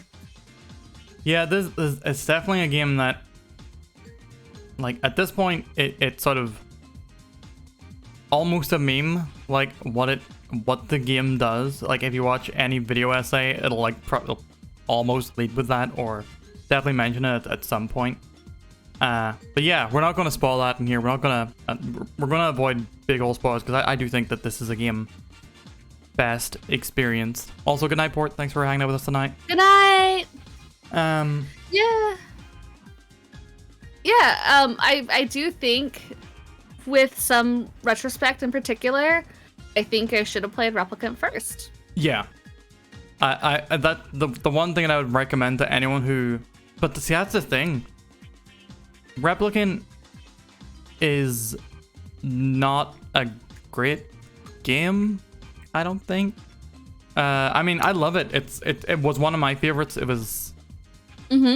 I'd played Drakengard 1 and 2 beforehand. Okay. But then Replicant was like sort of whenever I realized, I didn't realize until after playing Replicant how it all tied together, and then I started to become really obsessed about Yoko Taro. Like reading up in Grimoire Nier and all that stuff. Oh Jesus. Oh yeah, I'm full. I've read the stage plays. I'm all in. I got multiple books of these games. So yeah, I was already very sold on this game, but this game is definitely like the most sort of like.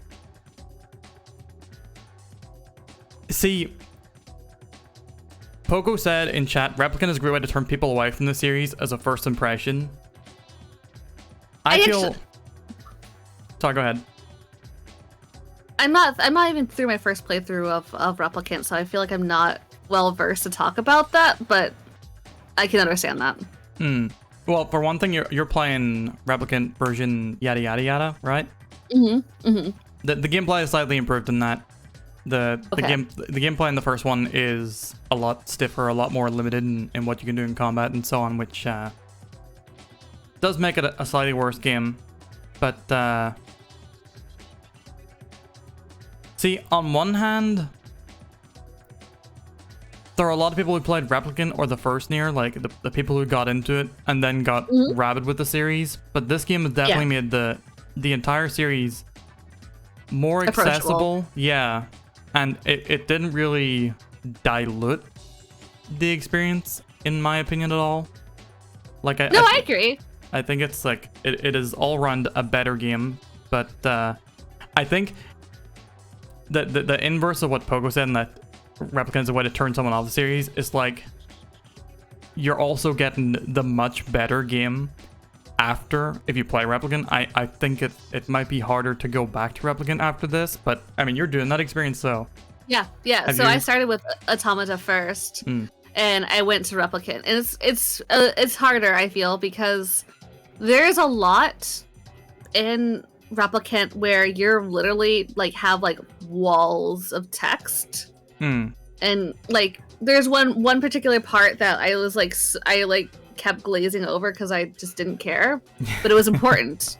Yeah. And it was important, but I was like I don't care, like let's get through this riddle.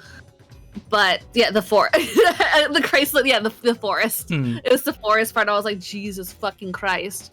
Yeah. And I don't know, but I've been strongly encouraged in Replicant to get all the weapons I can.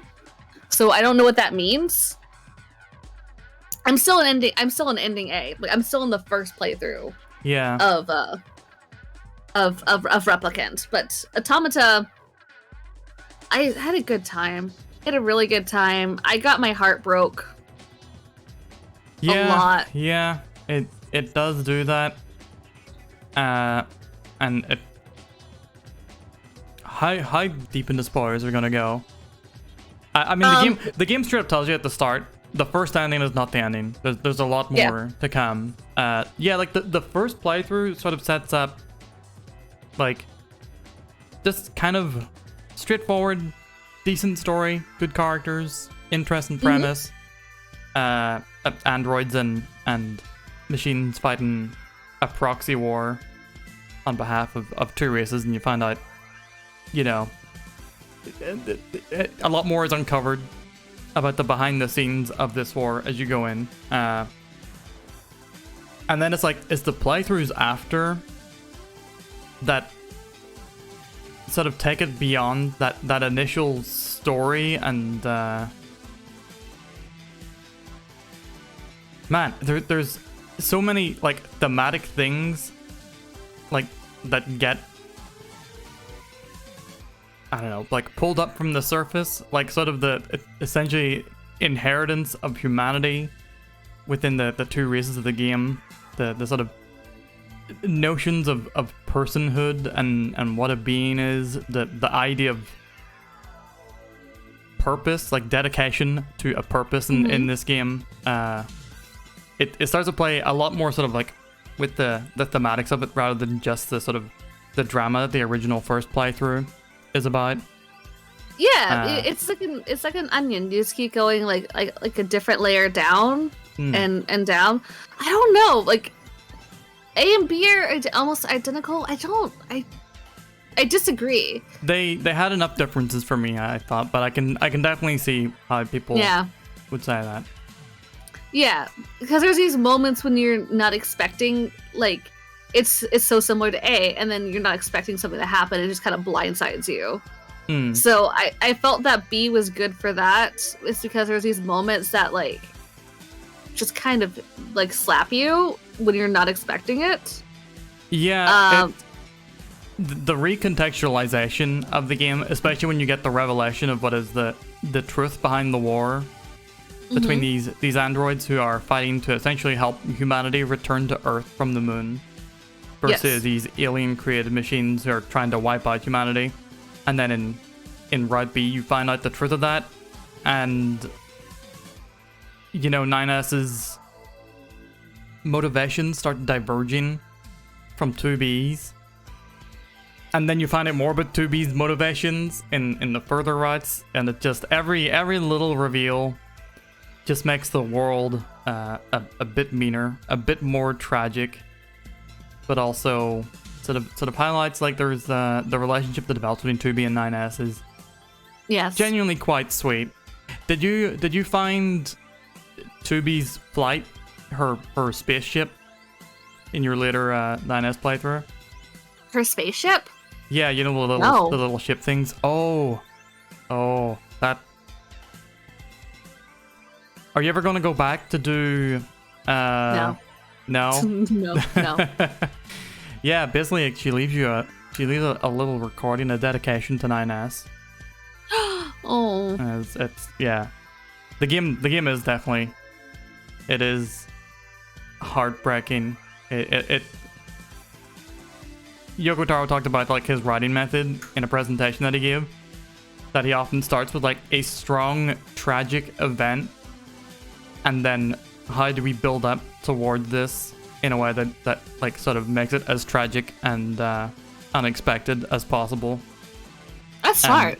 There are just so many tragic events. Like I wonder what was the core of the story when he started writing it.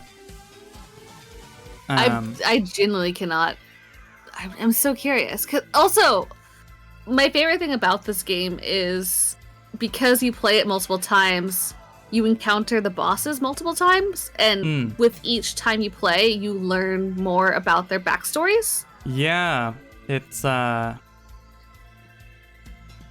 sad thing. I don't know. I can't remember what's the case or not.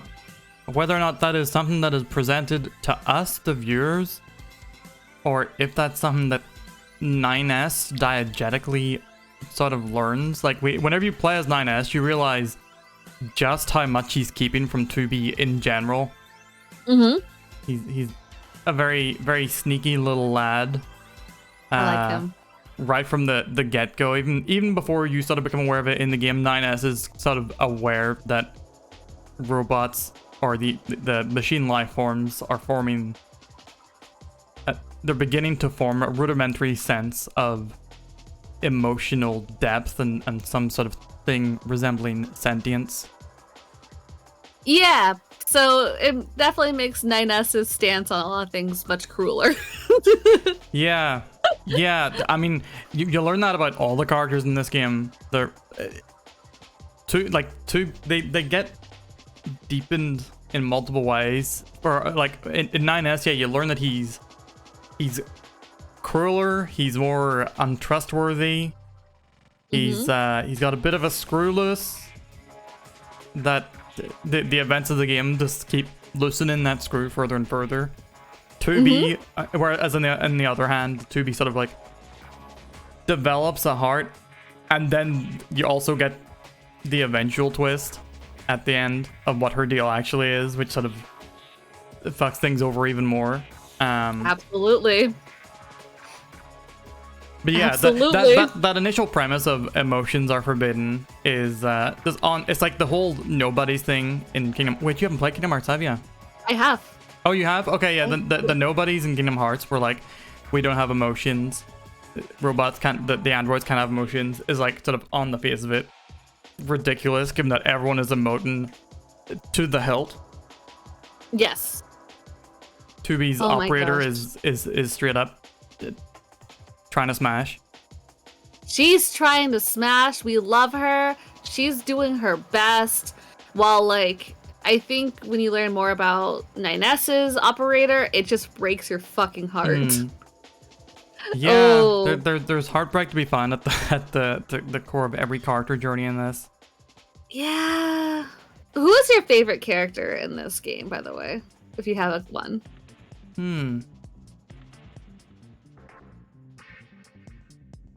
I'm trying to not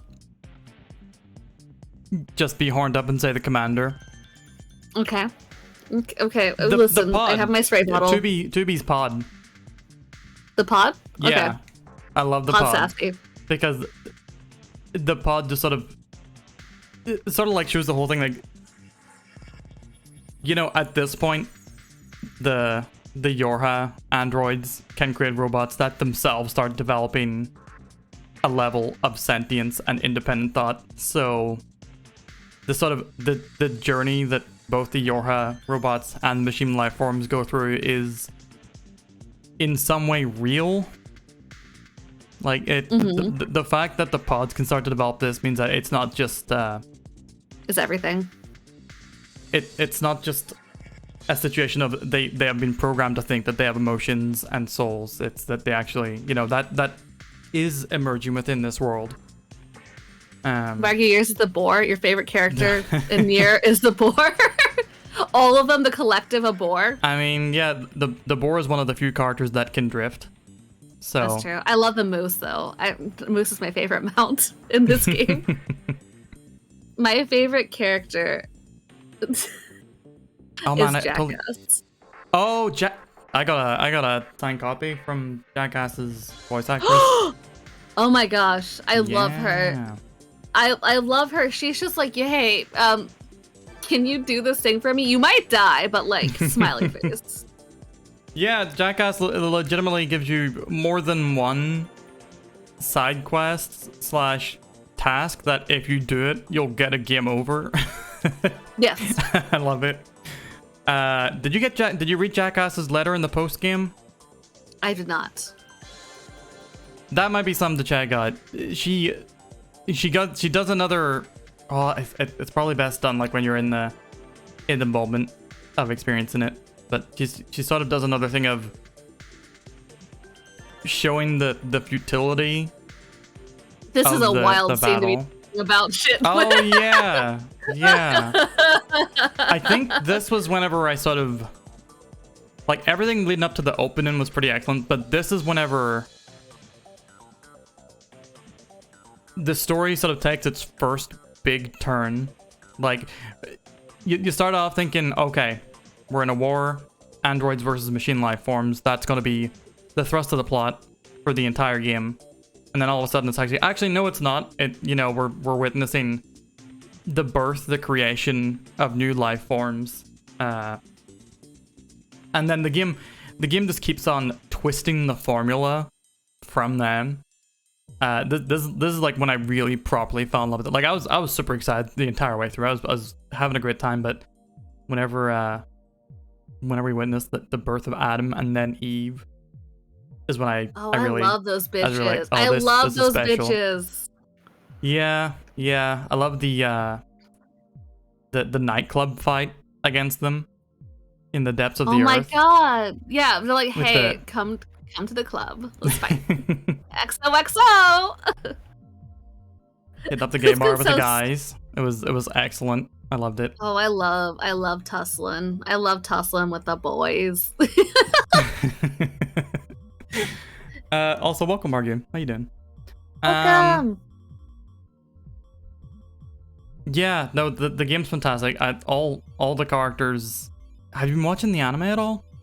Yes. Yeah. I haven't come back since the Since they took their break. So I haven't watched the second half of it yet, but I need to. I'm going to be seeing the orchestra in February. And the orchestra's going to have more lore shit as well. They keep doing it. More lore. They yeah, keep more doing lore. it. I do hope that whatever the next game is in the Niers series or the Yokoverse, the Towerverse series, is I hope there's like as much of a change of setting as there was between Nier and Automata or Automata.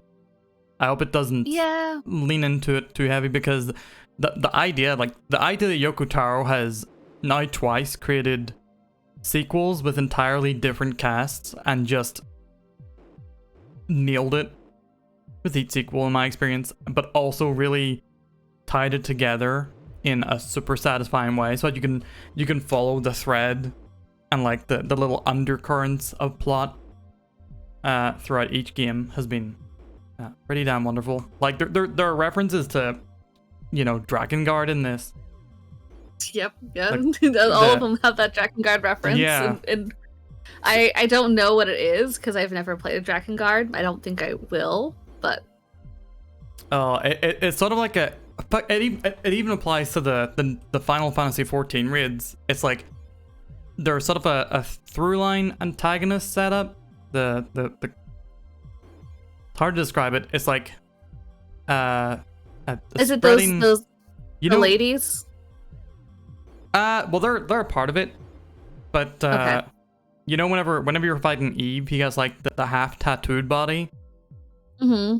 He gets like a little symbol on his chest with the three eyes, which is the symbol of the Cult of the Watchers from Drakengard 1, which is essentially a cult that spreads a red eye virus that sort of turns all of humanity into servants of this interdimensional god, which is part giant cannibalistic babies, part a flower. And then That checks out for Nier. And then another red eye virus starts appearing in Nier as in Automata as well, with the androids, which makes me as soon as I thought, I was like, oh shit, are is the Watchers and the Red Eye virus adapting to this new form of life as well. And then Final Fantasy XIV brings them all back and sort of ties them into... Final Fantasy XIV seems to have the final boss of the Yoko Taroverse in Final Fantasy XIV Raid, which is just absolutely wild to me. Yes. Yep. Yeah. I think the Final Fantasy XIV Raid series is canon to the Nier universe, if I'm not mistaken. Yeah.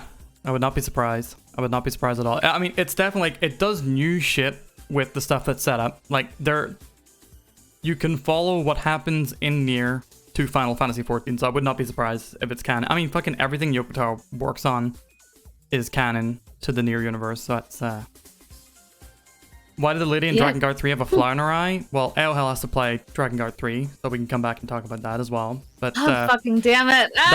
That flower is directly relevant to both Nier games. Yes. And also Final Fantasy XIV. Yes. Cannot wait. I have to replay the Nier raids because when I did those, I didn't know anything about the Nier universe, so it was just listening to Raich scream. Yeah, so if you do that, hop on Discord with me, get in voice chat, and I'll do the dump. Okay. Yeah, okay, take a dump. I was going to correct and say do the lore dump, but no, you run with it. I'm trying to keep you regular, buddy. Remember? Also, Poco, no, I've not finished the anime yet. I also got up to the break, but I was just saying, like, I love how even in the anime is not a straight retelling. The first episode was like a straight retelling. I was kind of like a little disappointed because like that's what I was expecting, but also like, you know, you don't really want the thing that you think you want most of the time.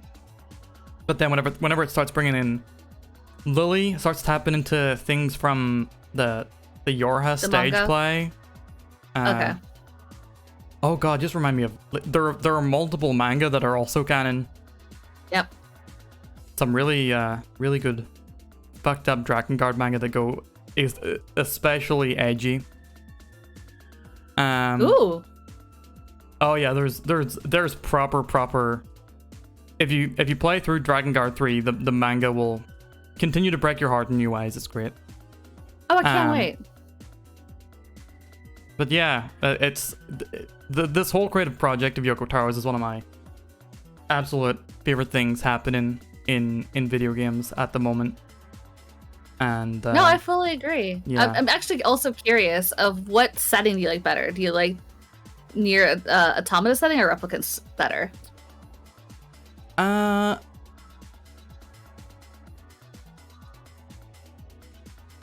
mean, they're both really interesting for the things that they leave unexplored or unsaid in the games. In terms of gameplay, Automata's world's way better. I think Automata probably has more interesting locations as well. Okay. The alien, the submerged alien ship. The fact that the aliens just look like just little weird alien dudes, like from a comic about alien dudes, and B, dicks. Yeah. They're all just dicks is pretty great. Yeah, no, I think Automata, like, in terms of just straight up design, I think has a more, like, it's more fun to explore. The places look cool. The carnival's fantastic. The first time I went there, I was pretty blown away. I was so hyped. It's just such a tonal change. It's like this. All of a sudden, you're walking into this complete spectacle, and they're the little machine life forms just there partying, and I immediately just start killing.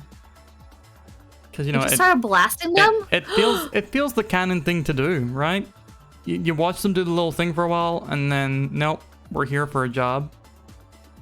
I didn't. But I mean, I like the first Nier is more explicitly fantasy as well. Magic sort of fades into a background thing in this game. It sort of becomes the technology of this game, so you don't really realize that you're in a straight up magic setting. You could probably not realize that for most of the game unless you do the... Did you watch anyone do, like, or did you watch a playthrough of the secret boss fight in this? No, I don't. I don't even know what you're talking about. Oh, okay. After you... See, that's what I was saying. Are you going to go back? That's what I was asking that for. Like, even if you just went back to your save... Oh, wait. Basically, watch... well, you see, I don't have it on my computer anymore. Let me know when you beat Replicant, and I'll send you a video. Okay.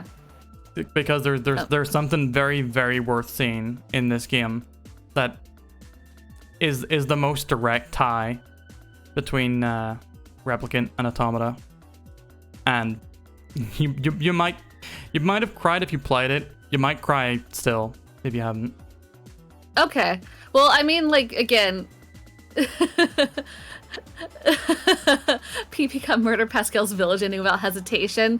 Fucking on site. Were you on site, buddy?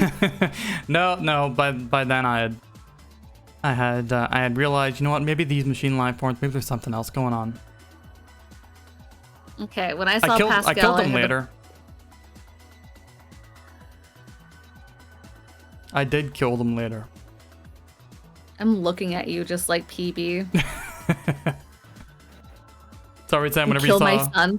Whenever you saw, I love that. Oh man, Pascal. What a absolute darling. I love Pascal.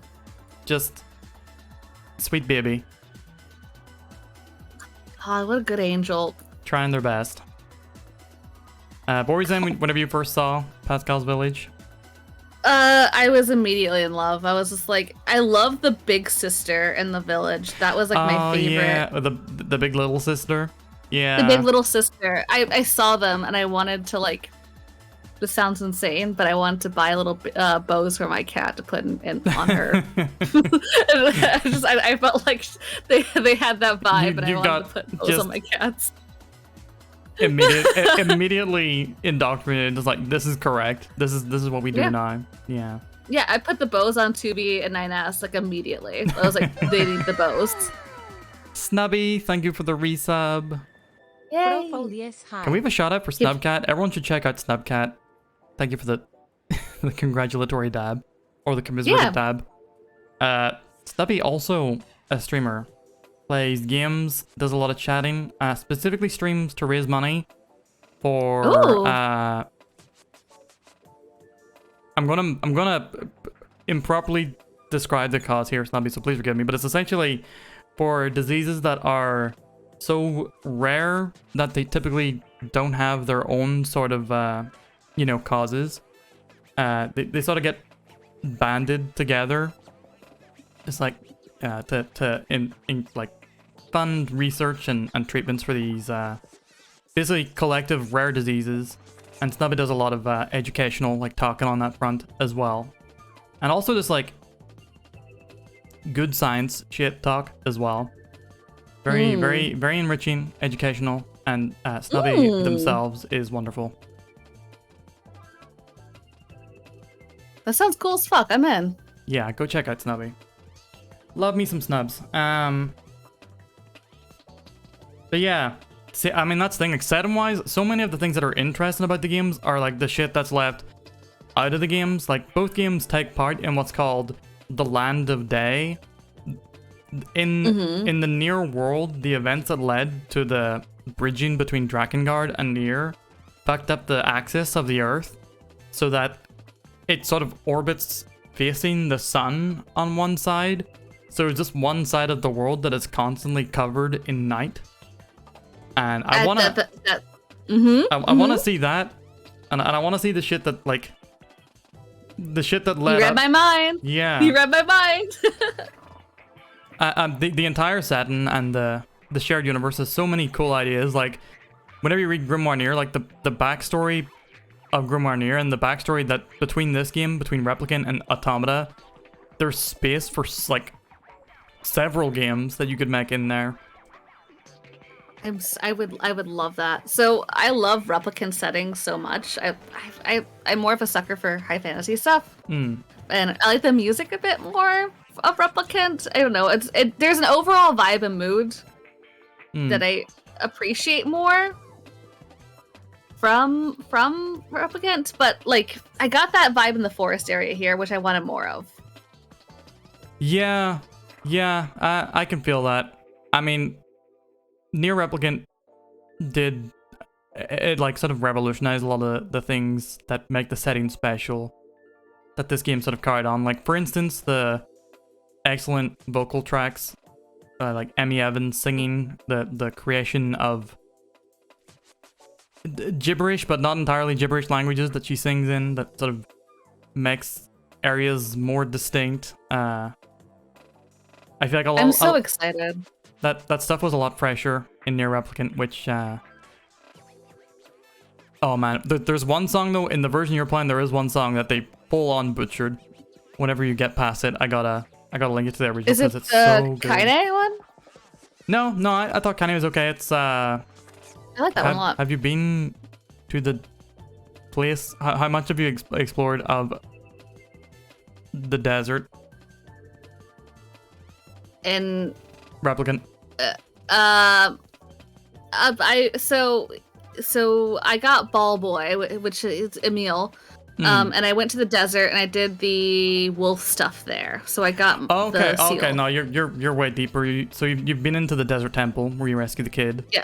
The desert temple boss fight is so damn good. In the original. Yes. I mean, it's good as it is, but the Replicant soundtrack, the version whatever soundtrack, sort of murders the percussion in every track. For some reason, it just really nerfs the percussion. And in that song in particular, I gotta link you to it.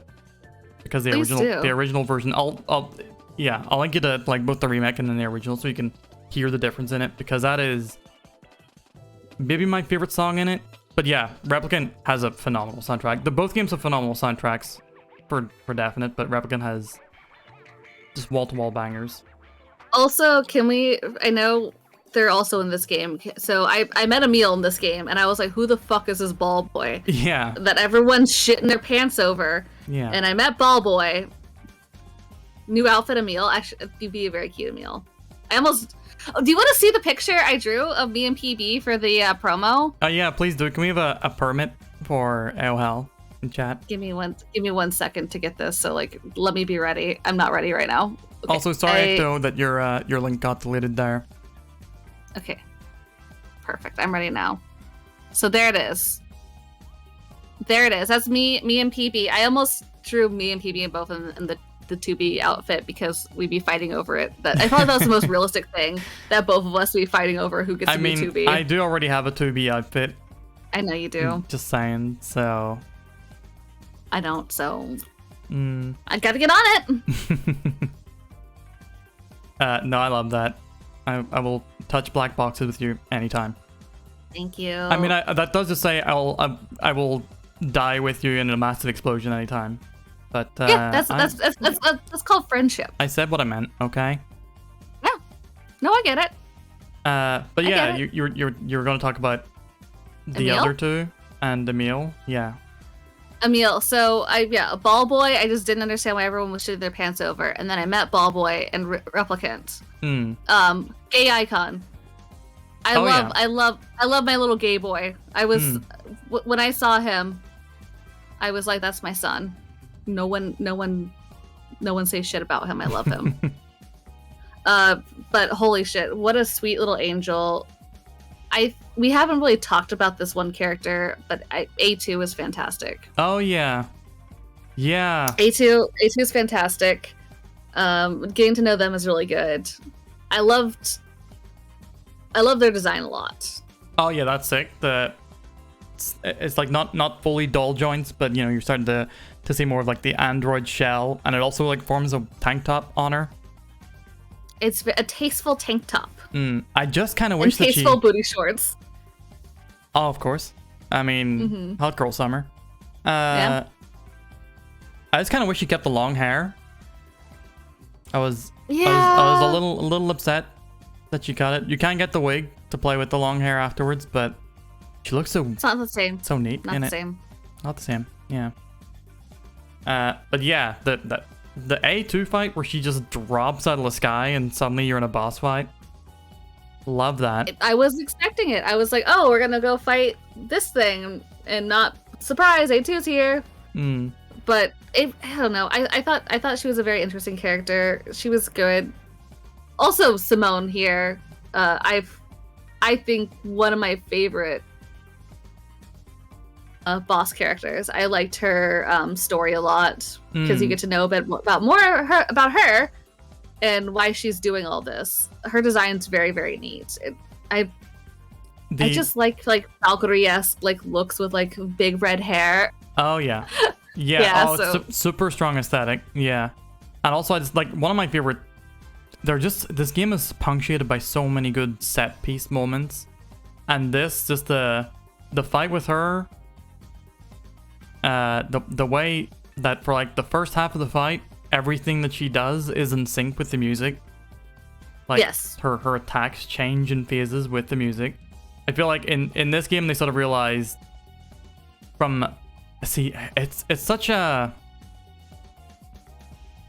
what's the word? It's such a faithful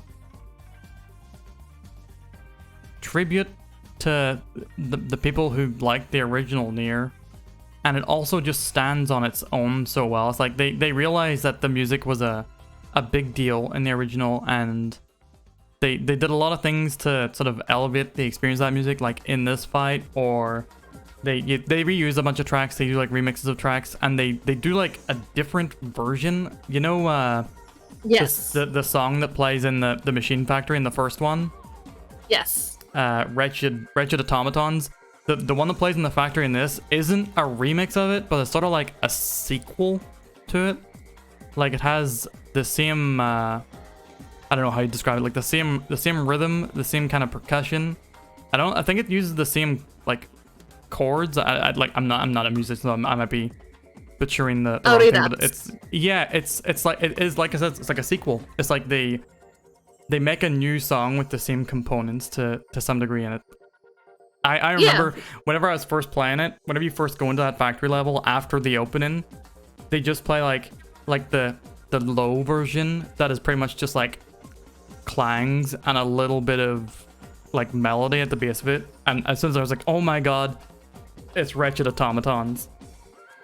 And then it wasn't, and it was just everything in the game. And you obviously, if you don't know the first game, you don't need to know that shit. It's still just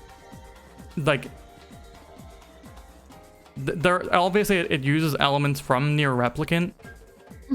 But even with Emil and Devil and Popola, it's a bonus. It's not essential.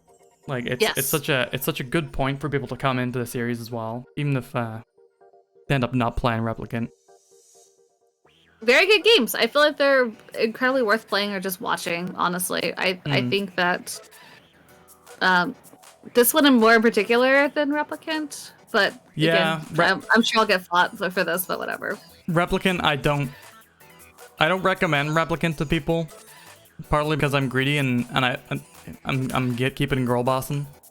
Love that about you. I don't want to hear nobody's text on it. But yeah, no, this game is the combat's fun, but it is also whenever you sort of learn the crux of it, it is also just very, very easy. Even in hard mode starts off really, really hard at the start, but by the end of the game you can pretty much decimate any boss in 1 or 2 tries.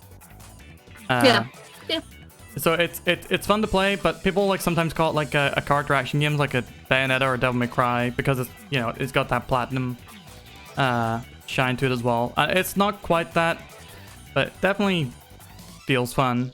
But just story-wise, characters, music, it's absolute treasure. One of my faves of all time.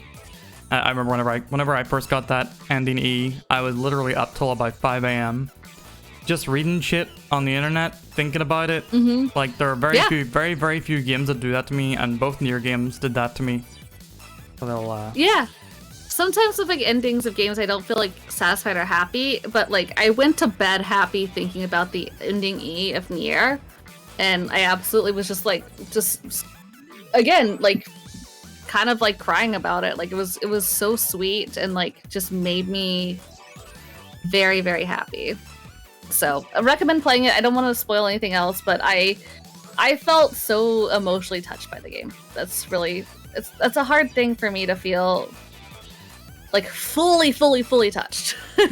Yeah, no, definitely. I'm the same. Like, not just games, movies and books. Whenever not everything touches that emotional itch in me. That's fair. This does. I get that. Yeah. I'm getting misty-eyed thinking about this game. Cannot Go wait play it. until you finish Replicant, and then I can just make you cry. It'll be great. I love it. You and Reich both. I'm just curious about how the beginning of that game is gonna tie around to what's happening now. That's kind of where I'm at. Because I don't get that connection yet. Yeah, I would love to do a full spoiler plot lore discussion with you. Like I almost mentioned how this and the first game connect. Then I remembered. Oh shit! Wait, you don't know everything yet. I have a feeling of certain characters that would make more sense that are in this game that are also in Replicant. But again, I don't know if I should say their names or not. I mean, they're both they're prominently in both games. Yeah, Devil and Popola, Yeah. I think, have a strong tie between the games and what's happening. And I'm not to the events of whatever the fuck is happening with them yet. Who knows? And Emil. Emil. Yeah, Emil's just kind of like vibing in this game, but I feel like there might be more to him. I've been fidgeting with a little Emil head this entire Aw. thing in my hand. I have a little, well, I got a Kaine figure, and she comes with a little Emil head that you can put on her, but the Emil head has become like my fidget toy. Oh. My boy. My son. Cute. My boy! I've also got a keychain of the little machine life form with the watering can. He's trying to bring his buddy back to life. Kay made it. Oh. Yeah, good ass game. God, please announce the next Please. part of the saga. Like, maybe Yoko Taro wants to work on something else. I don't know. But I'm just so glad that this game brought him to prominence. That is the single best thing. Was it Yosuke Saito, I think, the Dragon Quest director essentially, or producer essentially said to Square, give Yoko Taro another game or I'm not making any more Dragon Quest. Good for him. Yeah. And they Good for him. Apparently he's been pushing for Yoko Taro to, get support at Square, and hopefully, I mean, the massive success of this is hopefully enough to put even more into the next one and then call it a failure whenever it doesn't reach sales expectations, like everything Square's releasing recently. Of course. Love it. Love that. Can we take a quick break because I need to use the bathroom very badly. All right, chat. We are going to go for the big piss. Big piss. Yeah. Y'all piss as well. Avoid haunted bathrooms. Whenever we get back, we are going to talk about... I'm going to gush about Mr. Driller and try to get y'all to play it for a little bit. And then then we'll talk some No More Heroes. But yeah. I'm excited. Back in 5-10 minutes. All right, see you soon. Bye-bye.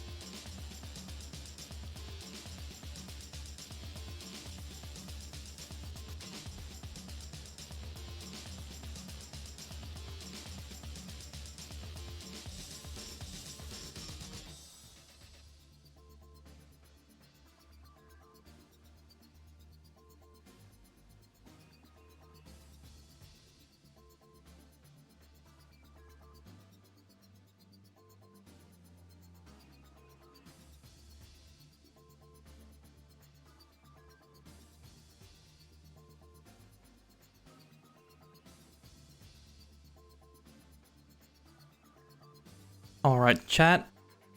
I think we have returned. Oh wait, I'm still muted in Discord. We back?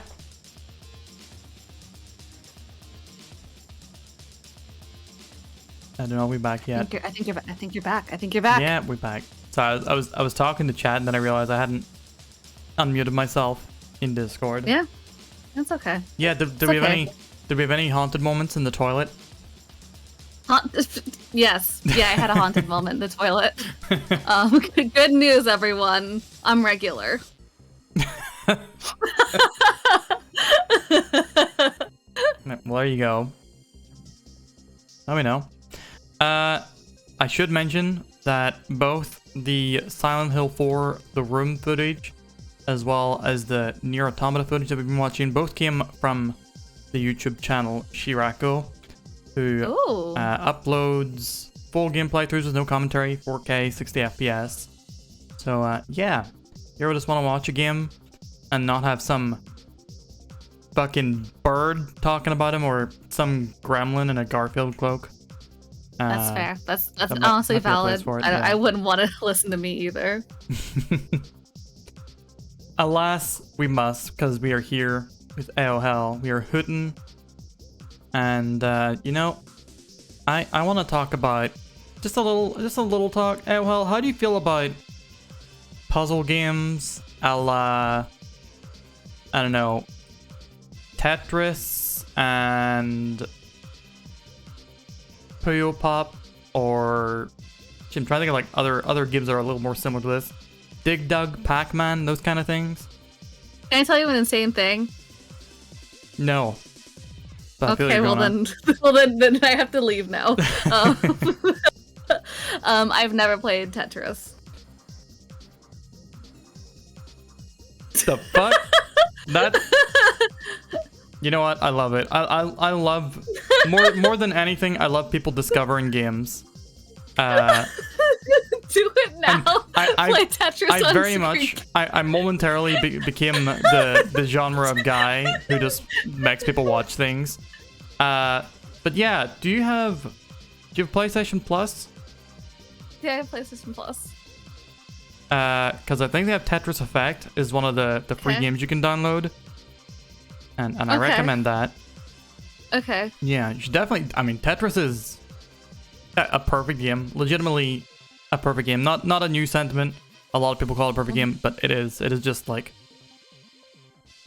can't go wrong with it. And Tetris Effect is like the most, I don't know, gorgeous version. Play Tetris on stream. You'll have to pay me, honestly. A blind Tetris playthrough. I genuinely do not understand how Tetris works, and I feel like a fucking idiot. This would not be it. Like this. Everyone will think this would be a full bit. But this is just me like literally not understanding Tetris. It is as simple as can be. You have to fill horizontal lines. Okay. You're trying to drop arrangements of blocks that are in horizontal lines. And if you get a horizontal line, you erase the block, and you just want to stop them from reaching the top. But Tetris Effect is a little special. It's made by Tetsuya Mizuguchi and his team, who made games like Rez and Child of Eden, which and essentially like the whole sort of thing with his game design is trying to create a sense of synesthesia. So it's a really big focus on marrying sound and visuals and having them both sort of pop off in really interesting ways. And he does that with Tetris, and it is... People have cried playing Tetris Effect. They get frustration or happiness? No, emotions. They get emotionally overwhelmed by some of the things that you can see in Tetris Effect. Also, yeah, shout out to Tetrium. Big old friend of the stream. Love me some Tetrium. Also, very frequent Tetris player. Yeah, does a lot of competitive Tetris stuff. I play Tetris 99, but I don't do like competitive Tetris stuff. But no, the only reason I asked that is because if you were at all into repetitive, like very heavily sort of mechanically tight puzzle games, Mr. Driller is so damn good. Mr. Driller. Yeah. You seem hyped about the soundtrack. You sound like you wanted to cancel today's stream to play this game. I mean, the soundtrack's fantastic. The soundtrack is by Go Shina, who is a long-time Namco composer, has worked on a bunch of Tales of games, has worked on Tekkens, and just it's he goes for a real excellent world music vibe. A lot of like real instruments in this soundtrack. It's not all digital stuff. There's like singers, there's orchestras, there's brass bands, there's all sorts of great shit. The music's fantastic. But the gameplay in this is so excellent. Basically, the main aim of Mr. Driller is to dig down as fast as you can. You're trying to dig downwards. You have limited oxygen, and you dig by like hitting blocks of a certain color, and then others sort of fall around them. And yeah, basically you're trying to reach the bottom as much as possible, and it's very, very simple. But it's also incredibly addictive. It gets really tough. You get these tense moments of like, you're digging, you're trying to navigate around blocks that are like, these brown stone blocks that you might see on your screen right now are difficult to dig through and also take more of your oxygen if you dig through them. So you want to avoid them as much as possible. But the more you sort of dig around stuff, the bigger the chance of causing a cave-in from above you, because whenever blocks connect with each other, they also like smash each other. So you want to avoid getting squished. But the version that we're watching here, and the one that I've been playing, Mr. Driller Drill Land, takes that concept and makes like a bunch of really fun themed games out of it. Like the one we're watching right now is not a regular Mr. Driller. It's the Whole of Draga, which is a sort of their version of classic Namco arcade game that I haven't played, called Tower of Draga. They have like a Castlevania themed one where you're trying to drill through ghosts, but only after you use holy water to purify them, or else they'll turn into bats and bite you. There's an Indiana Jones one where you have to like navigate all these traps and so on. And it is just mechanically so gorgeous. Visually, I love the characters. The music's fantastic. And I just think everyone should give Mr. Driller a try. Okay. Pretty please. Okay. For you, PB. I play the PB Criteria Collection. Yeah. That's my stream now. As you should. I like I said, I love people discovering games. But yeah, I mean, Tetris you should definitely get on. As Val said, yeah. The Tetris effect, named after a real thing where people play Tetris enough times that whenever you're just like lying in bed or whatever, you start to see, like, in your head, you start doing the combinations in Tetris to try and like clear imaginary blocks. It's a like an effect you can probably experience with like other kinds of games, but I've definitely had that just after playing that Tetris 99. I just imagine the sick chains I can do in Tetris. So yeah, I mean, play Mr. Driller, but also play Tetris. Pretty please. Okay, I'll play Tetris. I'm sorry. This is like a bizarre gamer fact about me that I just have not like. Oh no, I love when people have not played games that, you know, others might consider canon, because you get the chance to experience it. Yeah, and I've barely played one Mega Man game. It's like things like that. Yeah, I mean, I have big old holes in my my gaming canon as well. I'm also a whole enthusiast in this way. Hell yeah. Also, yeah, Mr. Driller, there are games on other platforms, so if you don't want to buy anything, rock on with the emulator, you'll be grand. Okay, I'm into that. But yeah, I didn't really have much more to say about Mr. Driller, except I'm trying to tell everybody, please play it. Okay. Yeah. For you. That's the chat as well. If y'all have not played any Mr. Driller game, if you like Tetris or similar, you know, puzzly games that you can just sort of play endlessly, me play it, I fucking might. After the Hoot, I might play a little bit of Mr. Driller. I've also had a big craving for Pac-Man. Taylor was playing, I think it's Pac-Man 365 or 3 something on his stream. And have you played Pac-Man? Yes. Okay. Yes, because I play Pac-Man. if you hadn't, that's a very good version of that to play. I mean, are you much of a gamer of games that aren't like linear sort of story stuff? So I've been playing a lot of the Evil Dead game. That's kind of like where you just sort of just do objectives and like kind of. That's or that's a Dead by Daylight kind of thing, isn't it? semi, but not. It's more fun than Dead by Daylight. Oh, really? It's more fun. Yeah, there's less bitches, and there's less of like the killers being, because the killers can be AI, so it's a bit more fun. I've been like, that's my relaxed game is playing Evil Dead with friends. Yeah. I really like that. I wasn't expecting to, but I have a lot of fun with that one. Oh, that's neat. Where it's just like you objective based of just like, okay, like go like look around, get the pieces of like the map to find like the Necronomicon and all this stuff. It's really good. Yeah, I've played a little bit of Dead by Daylight. I've had fun with it. It's not like my kind of game. The only reason I asked that is because, some people games like, ones that are just rinse and repeat, do the same thing but try and do it better over and over again without any sort of intrinsic reward or progress in the game. I know that's not some people's things. There is a little bit of like, I don't know if I can call it plot in this game, but there are little cutscenes that you can get. They can do harder versions of the levels and stuff. And I plan on doing a full playthrough of this myself because I've never beaten the highest level of the various mini games in this. But yeah, I mean, if you're into those kind of games, this is definitely a great one to play. But I will give it a chance. I haven't really given many like games like this a chance, so I will for you. Thank you. That's all I ask. Just play the games that I like, please. Oh, you're gonna have a bad time when I play Castlevania. No one can hurt me with Castlevania anymore. Taylor and Kirst both played my favorite Castlevania game. Didn't like it. Wouldn't talk shit about Castlevania.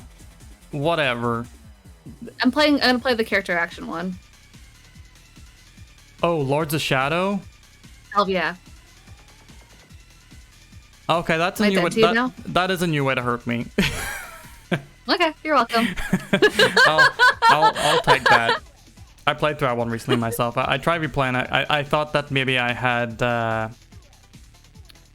maybe misjudged it because it wasn't the Castlevania that I want.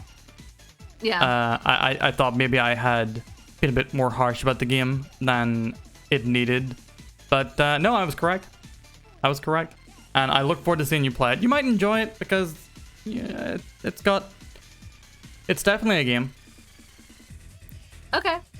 I mean, like, I suck with Metroidvania, so that's kind of like the reason why I went with that one. Because I like Metroidvanias, I think are a little,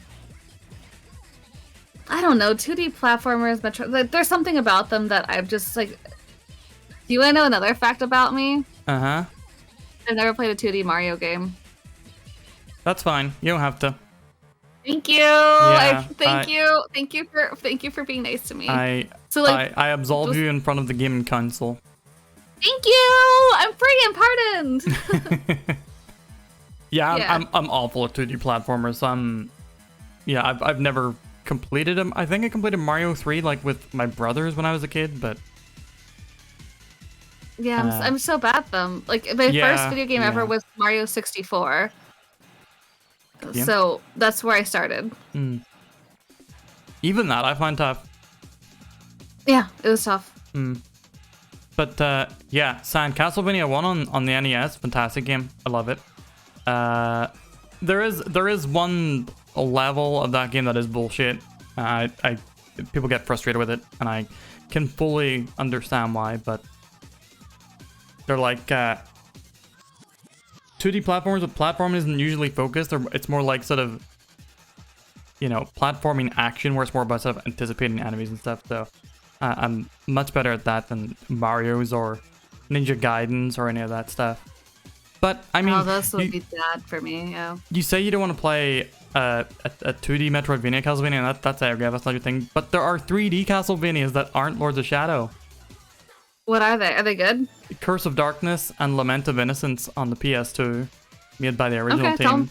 I've not I'll play played them them. myself, so I have no idea if they're good. Oh, okay. It's like the one remaining gap in my Castlevania knowledge, aside from the arcade game. Well, and Castlevania 64, but I've never been particularly excited about I that do like one. Dark Souls. Oh yeah, Dark Souls is 100% big Castlevania inspirations in it.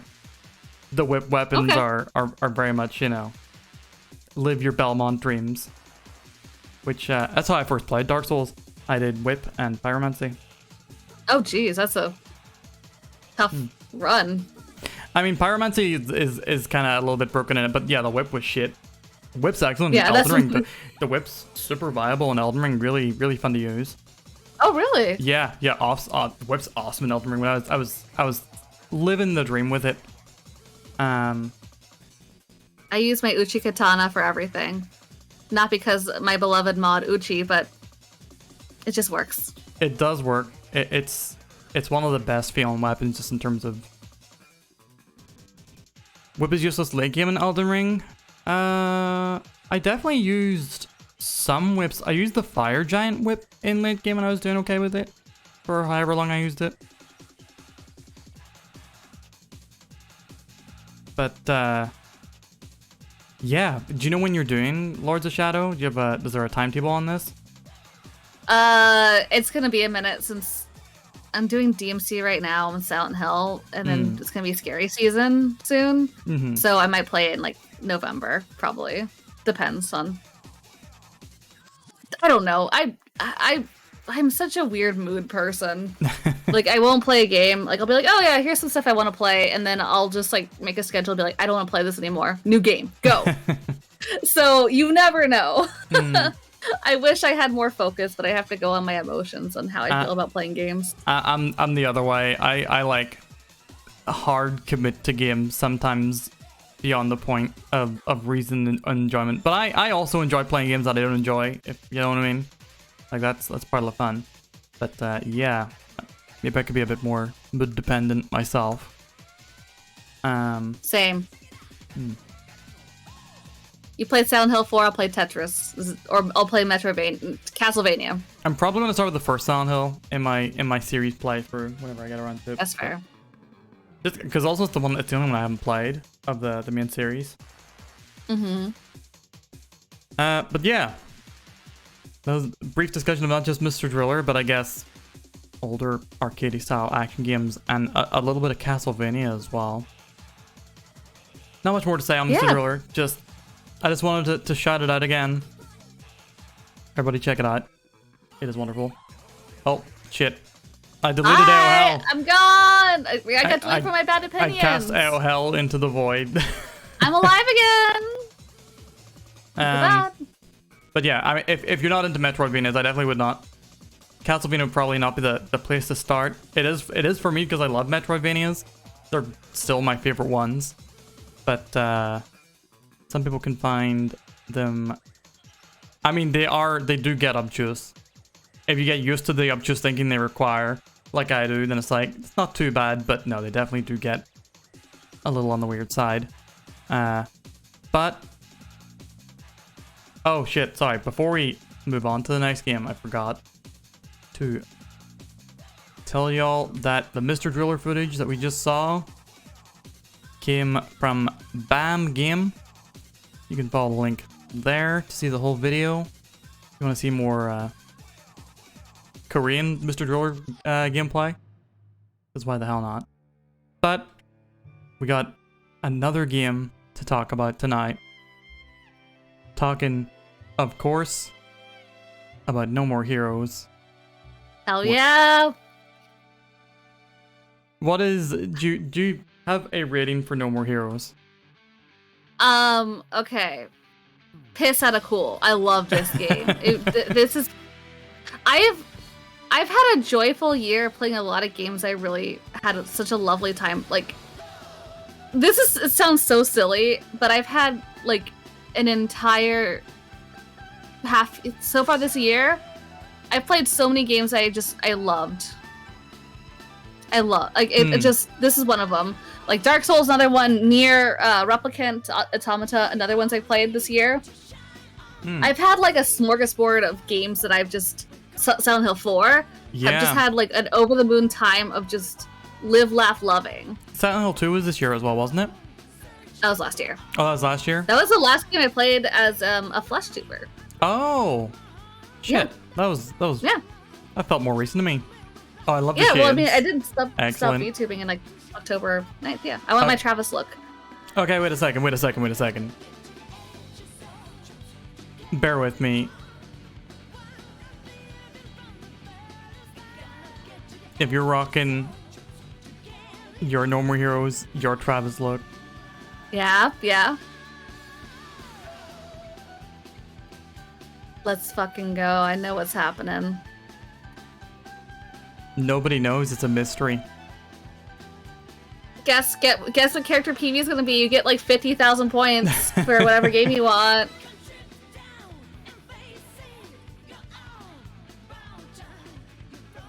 Oh yeah, do cast your maybe votes, everybody, if you've yet to do so. You're Get finally them. gonna finish Divinity Original Sin after like 50 years. Yeah, we're getting close to that end, but it is me. I am Travis Touchdown. Hi, Travis Touchdown. Hello. I hear you're a big fan. Big fan. I'm a little starstruck right now. A little starstruck. It's a very nerdy looking Travis. What's a very fucking nerdy looking Uchi? Get out of my house. Damn. Extra dorky. But no, that's a very good ass year. That's a very good year so far. And yeah, No More Heroes, you've officially played. Another one of my absolute all-time favorite games. One of my top 10 games. This one. This was phenomenal. Also, thank you, Val, for casting votes for Shenmue. You have good opinions. Anyways, this game was just delightful. It was so fucking stupid. It was so fun. The combat was good. I love this nerdy ass boy who's just horny and is just killing to bust nut. He's got a tiger mask body pillow. You'd love to see it. I love to see it. He's got a cute cat. Loves anime titties. I just had, it was just so silly. It was so fun. The music was good. Doing like weird medial tasks to like make money to go in between the things was just so much fun. Like, and you get to meet like these goofy ass anime characters that you have to go fight. I had a blast. One thing that I love, first of all, yeah, like 70% of your time in this game is spent trying to earn money. Yes. So that you can afford to be a professional assassin, which is just, that's very just funny. Perfect. But also, the side jobs, I'm fairly certain pay about as much as your killing jobs. Like picking up scorpions and coconuts. Like in the late game, there are like some like super long ones where you just beat up a whole bunch of guys that pay a lot of money, but. Yeah, I just love the sheer futility, the stupidity of the things that you're doing in this game is like immediate. You're trying to become the #1 assassin because you got a lightsaber off of eBay and were bored and sad in a bar, so a lady said, "Do you want to kill people for money?" And then after that, your motivation is, "Can I sleep with you if I kill these people?" This game walked so Chainsaw Man could run.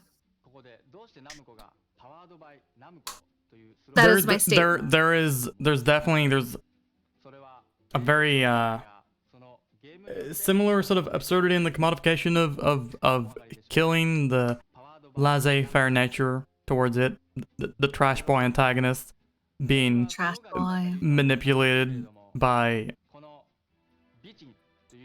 hot European coded ladies. Yeah, I think I would not be surprised if there was some connection there. Also, they're both very much like heavily inspired by cinema. Like they both wear their references on their heart quite a bit. it's oh my gosh. Like, I love this character that we're about to meet. I wish I got to know more about her. Dr. Naomi. Yeah. Dr. Naomi, she's just such a cool design. Just hanging out in her like warehouse in her underwear, just like, listen, here's some upgrades, baby. Like it's I missed the poster that I had of her. Where she You had a poster of her? Oh yeah. Yeah, I had there was I think it was the PS3 version released with a couple pieces of art of her and Bad Girl and Sylvia, and I think Holly as well. And I got the Dr. Naomi poster, where I think she's like hanging out in a bathtub. And the one thing that discovered me is that she has like a soldering iron to her tongue. He's like, don't turn that on. Please be safe. That's incredible. The art in them is like super pin-uppy, themey, burlesque sort of sexy kind of art. Really, really, really good stuff. Like just gorgeous pieces, but also extremely horny. I had that one up in my uni room for whenever I was like just still absolutely rabid, frothing at the mouth about No More Heroes, and I've become more rabid about it since I went back to play it, because I played this maybe last year as well. I revisited this, and it was the first time playing it since in like a decade. And yeah, I'm so delighted, first of all, that you enjoyed it, but I'm extra delighted to know that I still really, really enjoy it. Like it holds up. It is the good game. I like how Sam's like, sir, PB, sir, Look, this is much more I horny said it than was we horny. expected. She got almost full tit out. Almost full tit out. Yeah. Just a little bit of side tit as a treat. It's very horny. No, it's more like Deep Plunge. Deep Plunge is my code name as a spy. I enjoyed this. I loved all of the different bosses that you got to fight. Even those fights felt like very, very short. It was like you like look forward to it. You're like, I'm gonna go mow the lawn to go kill whoever. My favorite fight, my favorite thing, you missed it. Sorry, I just want to apologize. I just saw in my sign I might have been drinking my beer super loud, so please forgive me. I will lean away in future. But yeah, what's your favorite fight? The magician fight. Oh, Henry Moisevich Wolodarski, or no, Harvey Mr. Moisevich. Bitch. Yeah. Henry Mr. Bitch, yeah. Yeah. I was so happy I got to kill a magician. It was the best day of my life. Best day. Are you anti-magician? You don't know this about me. We've not talked about this, have we? Not that I can remember. I fucking hate magicians, and when I see one, I want to bully them. I mean, I think that's how magicians are born. So to be bullied by me. You're just making them stronger. The amount of magicians whose like backstory is I was bullied as a kid. Oh, but I'm the one bullied. This is difficult. I was just recently talking on chat about a magician that I had a teenage crush on. Who? I won't make. Oh, is it the local person? No. It's Darren Bryan. Darren Bryan. Darren Bryan. Yep, he's pretty big. Oh shit, we got English a raid. mentalist. Oh hi. Tetrium, welcome in. Tetrium. Hello. We're just talking about you. Recommending that people first of all play Tetris, but also that they follow you because you're a big Tetris enthusiast. But yeah, how's it going today? Was it all Tetris? Welcome in Kaiser, Jin. Thank you very much, Jin, for the follow. Or Jin and Soda. For those of y'all coming in, my name is Profound Badness, or PB, gaming variety streamer, cosplaying IsleTuber, but not playing any games tonight. Instead, I'm chatting with my buddy Aohal. Hello! Possessed Goblin, Trash Boy Enthusiast, Pole Explorer. Zun, welcome in. We've been having a Hoot, which is my little regular-ish podcast chat show where we talk about the games we've been playing lately. Talked about some Silent Hill. We talked about... I gushed for 5 minutes on Mr. Driller. We talked about Nier Automata. And now we are talking about No More Heroes. It's been such a blast. I'm learning about PB's Darren Brown. I just looked at him. Look, sorry. He is incredibly charismatic in person. And also in shows, okay. I feel like. Okay. I was just looking at the pictures. I was like, all right, PB, listen. Also, I was at the perfect age. Like, he does like a bit of pop psychology stuff as his patter. And I was at the perfect age for that. Like, oh my god, he's so smart. Okay. That could be me. I see. That could be you. That could be you. It could be me. As someone who got called out by their good friend Fallison for liking weak boys, I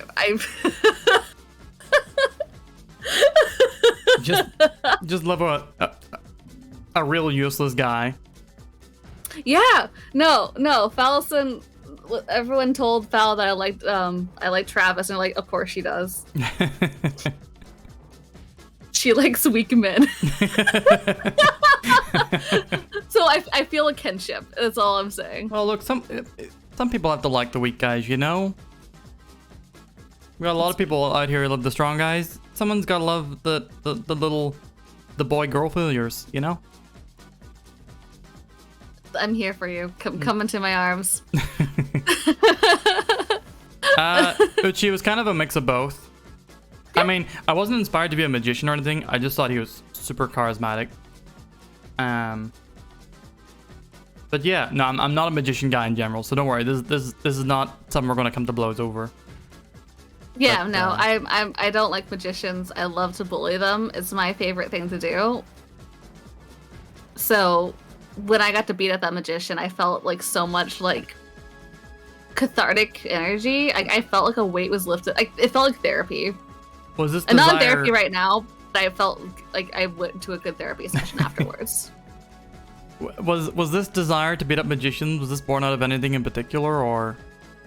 I've worked with a lot of magicians before, and they always piss me off. Okay. They always like piss me the fuck off. Like, they want you to be a part of the act, and they want you like to do stuff, and you're just like, all right, I have to be on for you, and you're like dumb jokes and like, oh god, get the fuck out of here. Okay, that's very understandable. Mm-hmm. This is built up through proximity and experience. Yes. I feel you. I'm glad you got to, yeah, you got your moment of catharsis. You finally got to beat up a magician to death, which I guess has been the desire. It's been good. It's been nice. But I mean, PB has a halo. Oh, the squares behind you. I am a little angel. It is true. Yeah. But yeah, I mean the boss fights in general in this game, just they're quite short, like you say, but I looked forward to every single one. The little preamble, getting a sense of their character. There's people who try and like philosophize. There are people who are just utter pieces of shit. There are people who are living their own edgy anime lifestyles. Whenever you come in, it's my so favorite. wonderful. Yeah. I think Shinobu was my favorite. Oh, Shinobu yeah. and Holly Summers were like my two like actual like faves. Like I would get anime figurines of both of them if they have them. They don't have any. Really? They don't have. I've been looking for a Travis Touchdown waifu figurine or pillow or something, and I have found nothing. So if anyone can point me in the direction to get like an action figure of Travis or like lewd art or anything that I can have. There you go, I've chat. been looking. I can't find anything. We have it the first time that someone who has directly requested lewd art in my stream. So oh, they have a Sylvia figure. Sylvia's cool as well.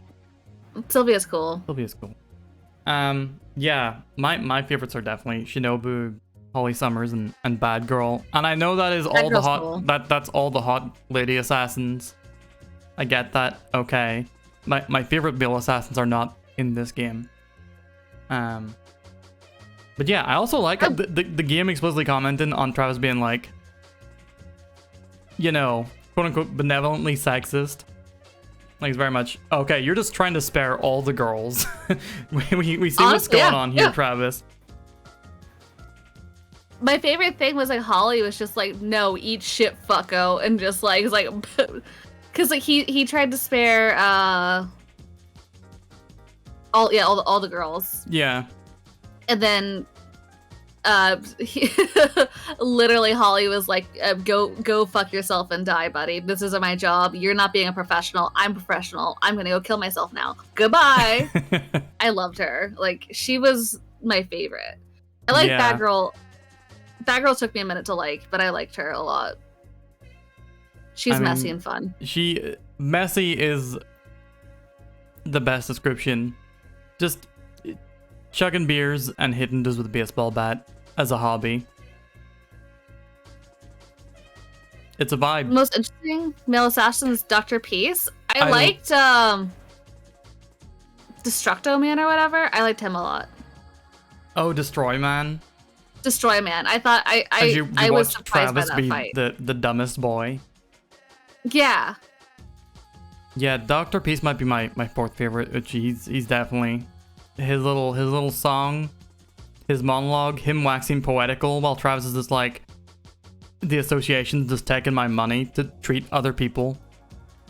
And yeah, I mean, this is another thing where like a big theme is, like in the Nier games, the futility yet enjoyability of gameplay violence.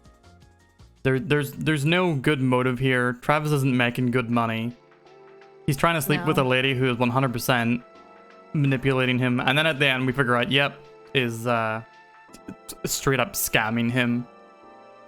Good for her. Yeah, good for her. Just scamming everybody by making a fake assassination association. You love to see it. Good for her. She deserves, you know what? Love a girl boss. Yeah, truly. She girl bossed to the sun. Love that for her. But yeah, then the ending. I'm so sad that I missed the ending review because you got the Gene fight, which is quite frustrating. How'd you like the Gene fight? I think I cleared it on my second try. Oh really? Yeah, the bad girl fight was the hardest one.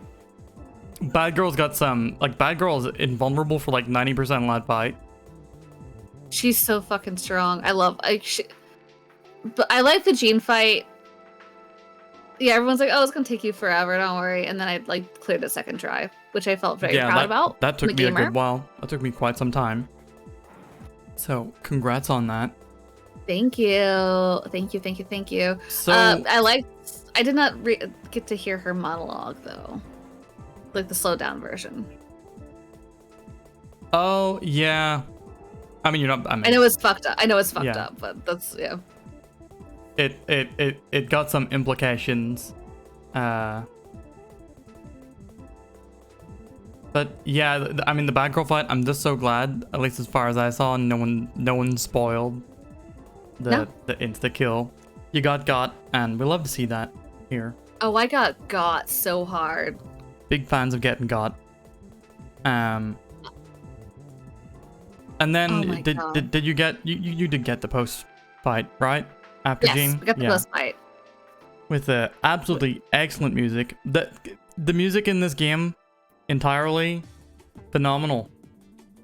I know you hear a lot of the boom boom boom boom boom boom boom boom boom, but I mean that's even a bop still. But all the boss themes, this game does have one of my favorite VGM tracks of all time. Shinobu's theme, Season of the Samurai, is it's also good. It's very good. Yeah. I hope she comes back. I hope she comes back in 2. Well, you gotta play to find out. I know, I might play it soon, honestly. Are you intending a series playthrough? It'd probably be a series playthrough, because I think I want to play Travis Strikes Again with someone, because I know that's a co-op game. Yeah. Well, whenever you do play the others, I'll be very glad to have you back. You turn into a robot for me. Oh no! I might have to leave and come back. Go for it.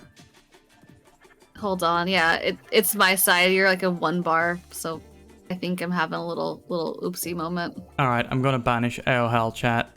So hold on. I'll reconnect. Be banished. But yeah, Sisto, I don't even wanna say too much about my feelings on the other games. Probably, you know, the general ska has reached out hell at this point, but it'll be nice to see it. Someone experiencing it. I'm back. Oh, we back? Am I back? Am I robot-y? You sound like a robot to me still. Oh no. Hello? Hello? I can't hear PB. No, shit. We're having a bad time with this tonight, unfortunately. I just hear robots. I think PB is dead. Is PB died. dead? I mean, chat, Please put yes or no in chat if PB is alive or dead. I sound okay to y'all, right? It looks like I'm coming through clear. I can hear you now. Oh, you can? I can hear you now, yeah. Yeah, no, I think it is just our connection in Discord is not treating us very well Yeah. tonight, unfortunately. But Yes. at least we're able to recover it. It's not a permanent thing. Exactly. It's not the it's not the worst. That's not the worst. Worst case to come back here and talk about No More Heroes some more. But yeah, I'm very.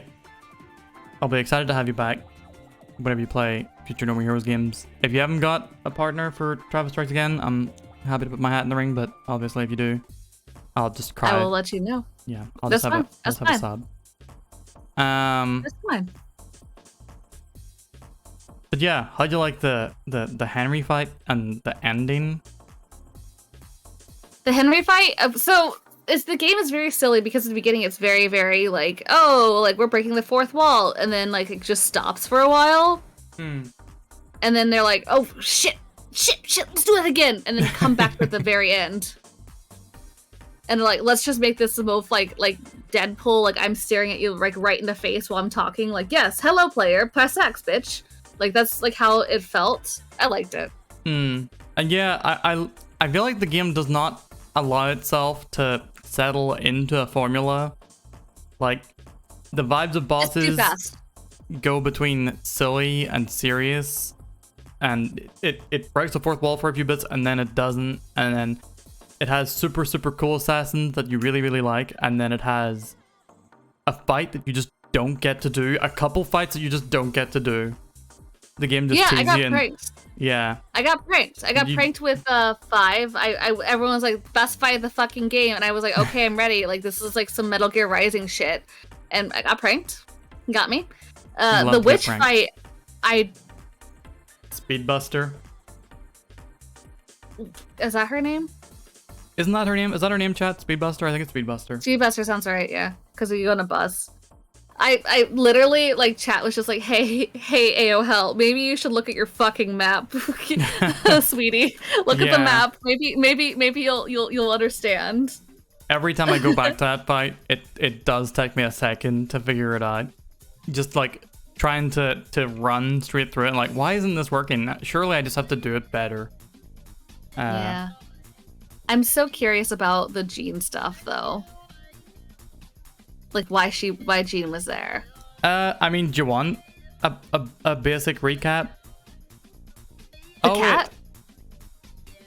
Oh, sorry, no, do you want like a recap of Jean's story?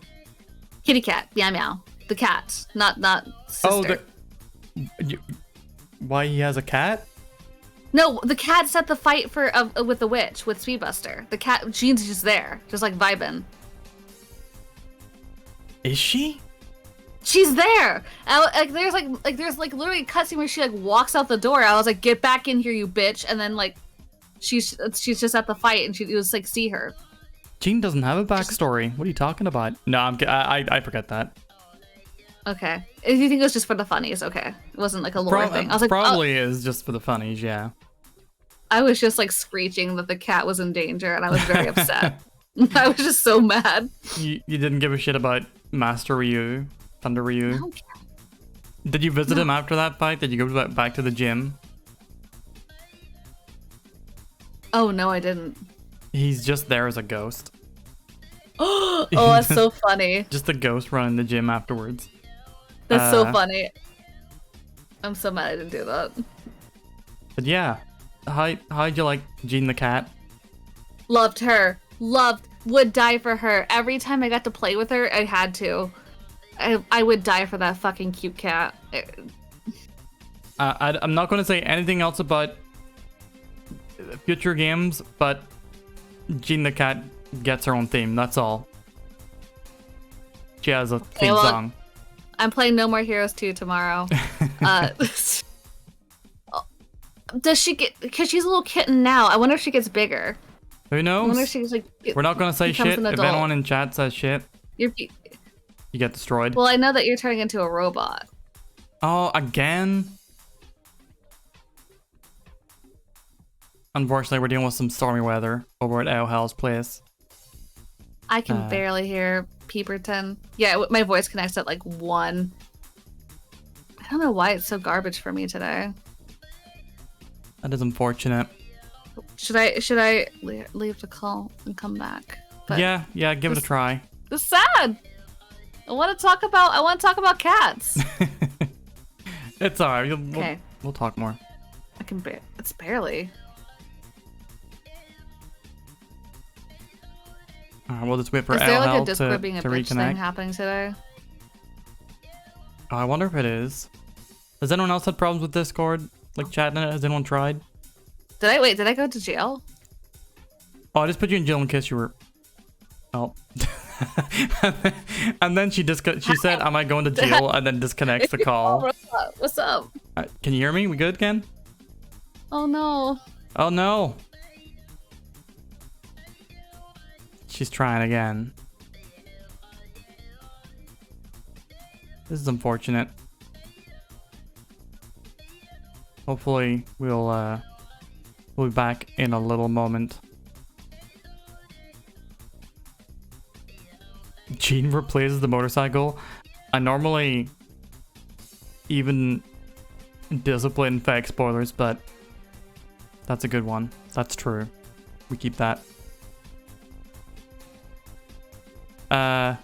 Yeah. Anyone chat not played No More Heroes or not know about it? Cause oh, can you hear me? Yeah, I can hear you. Can you hear me? Yeah, I can hear you. For a minute, we kept saying like no routes, like so. Jeez. I don't know. That's weird. What doing to me, but I'm sorry. Also, there's a bunch of motorcycles outside, so I think Travis came to say hi to me. How could Travis come to say hi to you when I'm right here?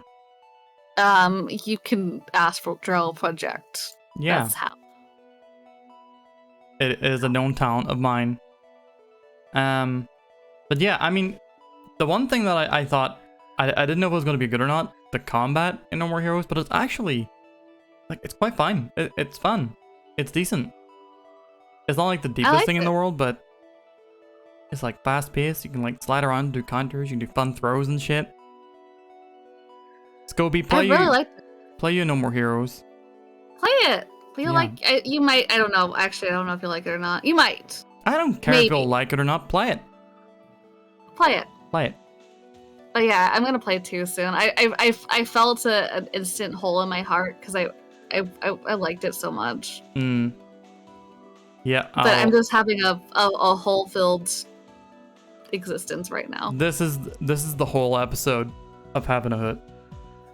It is true. This hole was meant for me. Truly. But yeah, were there many other thoughts about No More Heroes? Anything sticking out? Anything that you particularly loved in it? I love all the t-shirts. I love the shirt that says "Love Tits" on it. That's my favorite. But this was just such a fun experience. It was goofy. It was just not taking itself too seriously, but not in a obnoxious way. It never outstayed its welcome. It never felt too it's cringe makes you free kind of deal. Yeah. It's very much like a mixture of pastiche and parody and parody's nuts. Sorry. Sorry. I'm so sorry. But yeah, it pokes fun at itself, but it also seems to earnestly love the things that it's poking fun at. Like, it seems like it comes from a place of affection rather than, oh my god, gamers and otaku are irredeemable nerds. Even though Travis is an irredeemable nerd, Yes. it's I love not. him. There are some other parties, especially stuff that Suda51 done. I don't like Lollipop Chainsaw, that just feel less like they embody like the spirit of what they're parodying wholeheartedly as No More Heroes does. But do you remember the assumption that you made about No More Heroes before you played it? That it was gonna be like fucking annoying. Specifically, you said you thought it was a game for people who listen to Joe Rogan. Oh no, I'm so PB. I can't hear you again. Oh no! I'm so sorry. No! God damn. Why is Discord being a fucking dick? Yeah, that is unfortunate. Okay, I'm gonna test something out real quickly. Is it not? No, see, Poco, it really is not. I can't hear you, PB. I'm so sorry. Okay, you might. What It are we seems doing? like it's good now. Yeah? But, okay, can you hear me still? I lied. Oh, no. I lied. Oh, no. I lied. I lied. PB's still a robot. Well, I mean, it's... I'm okay with AOL trying to sort stuff out, but if we need to cancel early, Let me try something real quickly. that's I'll alright. be back in a minute. Can't hear PB. This is how you get out of doing a Hoot. That's what's happening here. I know. I watch TV. I understand betrayal. Okay, let's just hope for the best. Are we good? If Am I robotic? No. Oh, no. Yeah, this sucks. I can't hear you. Shit. Travis, help us. Tasketek, Travis Kun. Yeah, I can't hear PB. I know it's very silly. I can hear him like on stream and he's perfectly fine. Everything's fine, but like I don't know what it is on my side. Yeah, I wonder Inaudible. if there was something else that we could use to talk, I can hear you now. but I don't know if there is. Yeah, I don't know. I don't know. But yeah, it seems good now. I'll share my screen. But we probably should wrap this up, I guess, soonish, Yeah. because it's just technical issues after technical issues. But I want to talk more about this game with you, though. It's just like sad. Yeah, I mean, we had talked about all of our game. Is nothing is AOL is nothing sneakily downloading? No. No, it's literally a Discord like voice connect will just go to like 1 for no reason. I mean, you said it was storming your area, so Yeah, it's kind of like Steam is not downloading anything. that is a shame. It's been like this. I was gonna debut the PB makes fun of people doing tier lists in this episode, but I'm not sure if it's No. a wise thing to try and do this time around. So yeah, you know what? The most important thing, you played No More Heroes, and you That's the loved most it, important thing. and that you will be releasing a public apology for calling it a game for Joe Rogan enjoyers. Okay, I'm sorry I did call it a game for Joe Rogan enjoyers. I apologize. That was rude of me to say. I was wrong. I can see where it comes from. Like, to me, it's like Scott Pilgrim kind of tier of Cringe. not quite Funko Pop, but close is what you might assume this game to be. But it turns out to be a lot cooler, a lot funnier, to have a lot more heart, to be a lot more stupid, and to unabashedly let you be the trash boy. I just love being a trash man. Yeah. That is, As you say wistfully, like, yeah, I love being a trash boy. more games should let me do it. More games should be aware that they have trash boys in them. more specifically. Yeah, Ryan's a trash boy. I love my little trash boy. Dante's a trash boy. I love that trash boy. Virgil's a trash boy. I love that trash boy. 9S is a trash boy. Okay, I like that trash boy too. 9S is a bit more than that. 9S is Yeah. you know, Yeah. it's the whole thing of 9S comes up and is like, I want to kill my wife, and then it's like, oh, so sweet, and then GM Sunderland does it, and then it's human resources help. Yeah, actually, you're right. You're right. You know, you're right. You're right. You're right. You're right. You're right. You're right. You're right. I'm just saying You do. we have biases. It's okay. We accept our biases. But yeah, Scobie, it would very much. I mean, same vibe. Before that vibe, I guess, was more vocalized. Yeah, that No More Heroes was just a parody pastiche smorgasbord when it's more. It is more. It's a damn good game. I loved it. I loved it. I can't wait to play the others. Like, genuinely, I know people have quite opinions on 2 not being so great, but I'm excited to play it. There are some things in 2 that I genuinely do love, and things that I appreciate it for. But fuck it, we'll see what you feel about it. That's the I'm important excited. thing. Yeah. Soon. But yeah, you wanna wrap it up in that case? Yeah. You'll have to have me back. Yeah. You have to. Well, I mean, can't keep it regular. whenever you do No More Heroes 2, we'll just do a bigger tier list. Honestly, that'd probably be better. Less spoilers. But yeah, tell chat, when are you next live? What's the schedule looking like for AOL? When are you watching? You'll see me tomorrow. Tomorrow Oh my at 4 p.m. Eastern Standard Time. I believe I'm playing Silent Hill 1. That's what the mood is as of now. So we'll see. We'll see. But stuff. yeah, that's really fine me. Can we have a big old shout out for AOL, please? Thank you. Y'all have been listening to her. Y'all know she's a ton of fun. Just the worst, but also the best. Please. as I tap as God. you say that.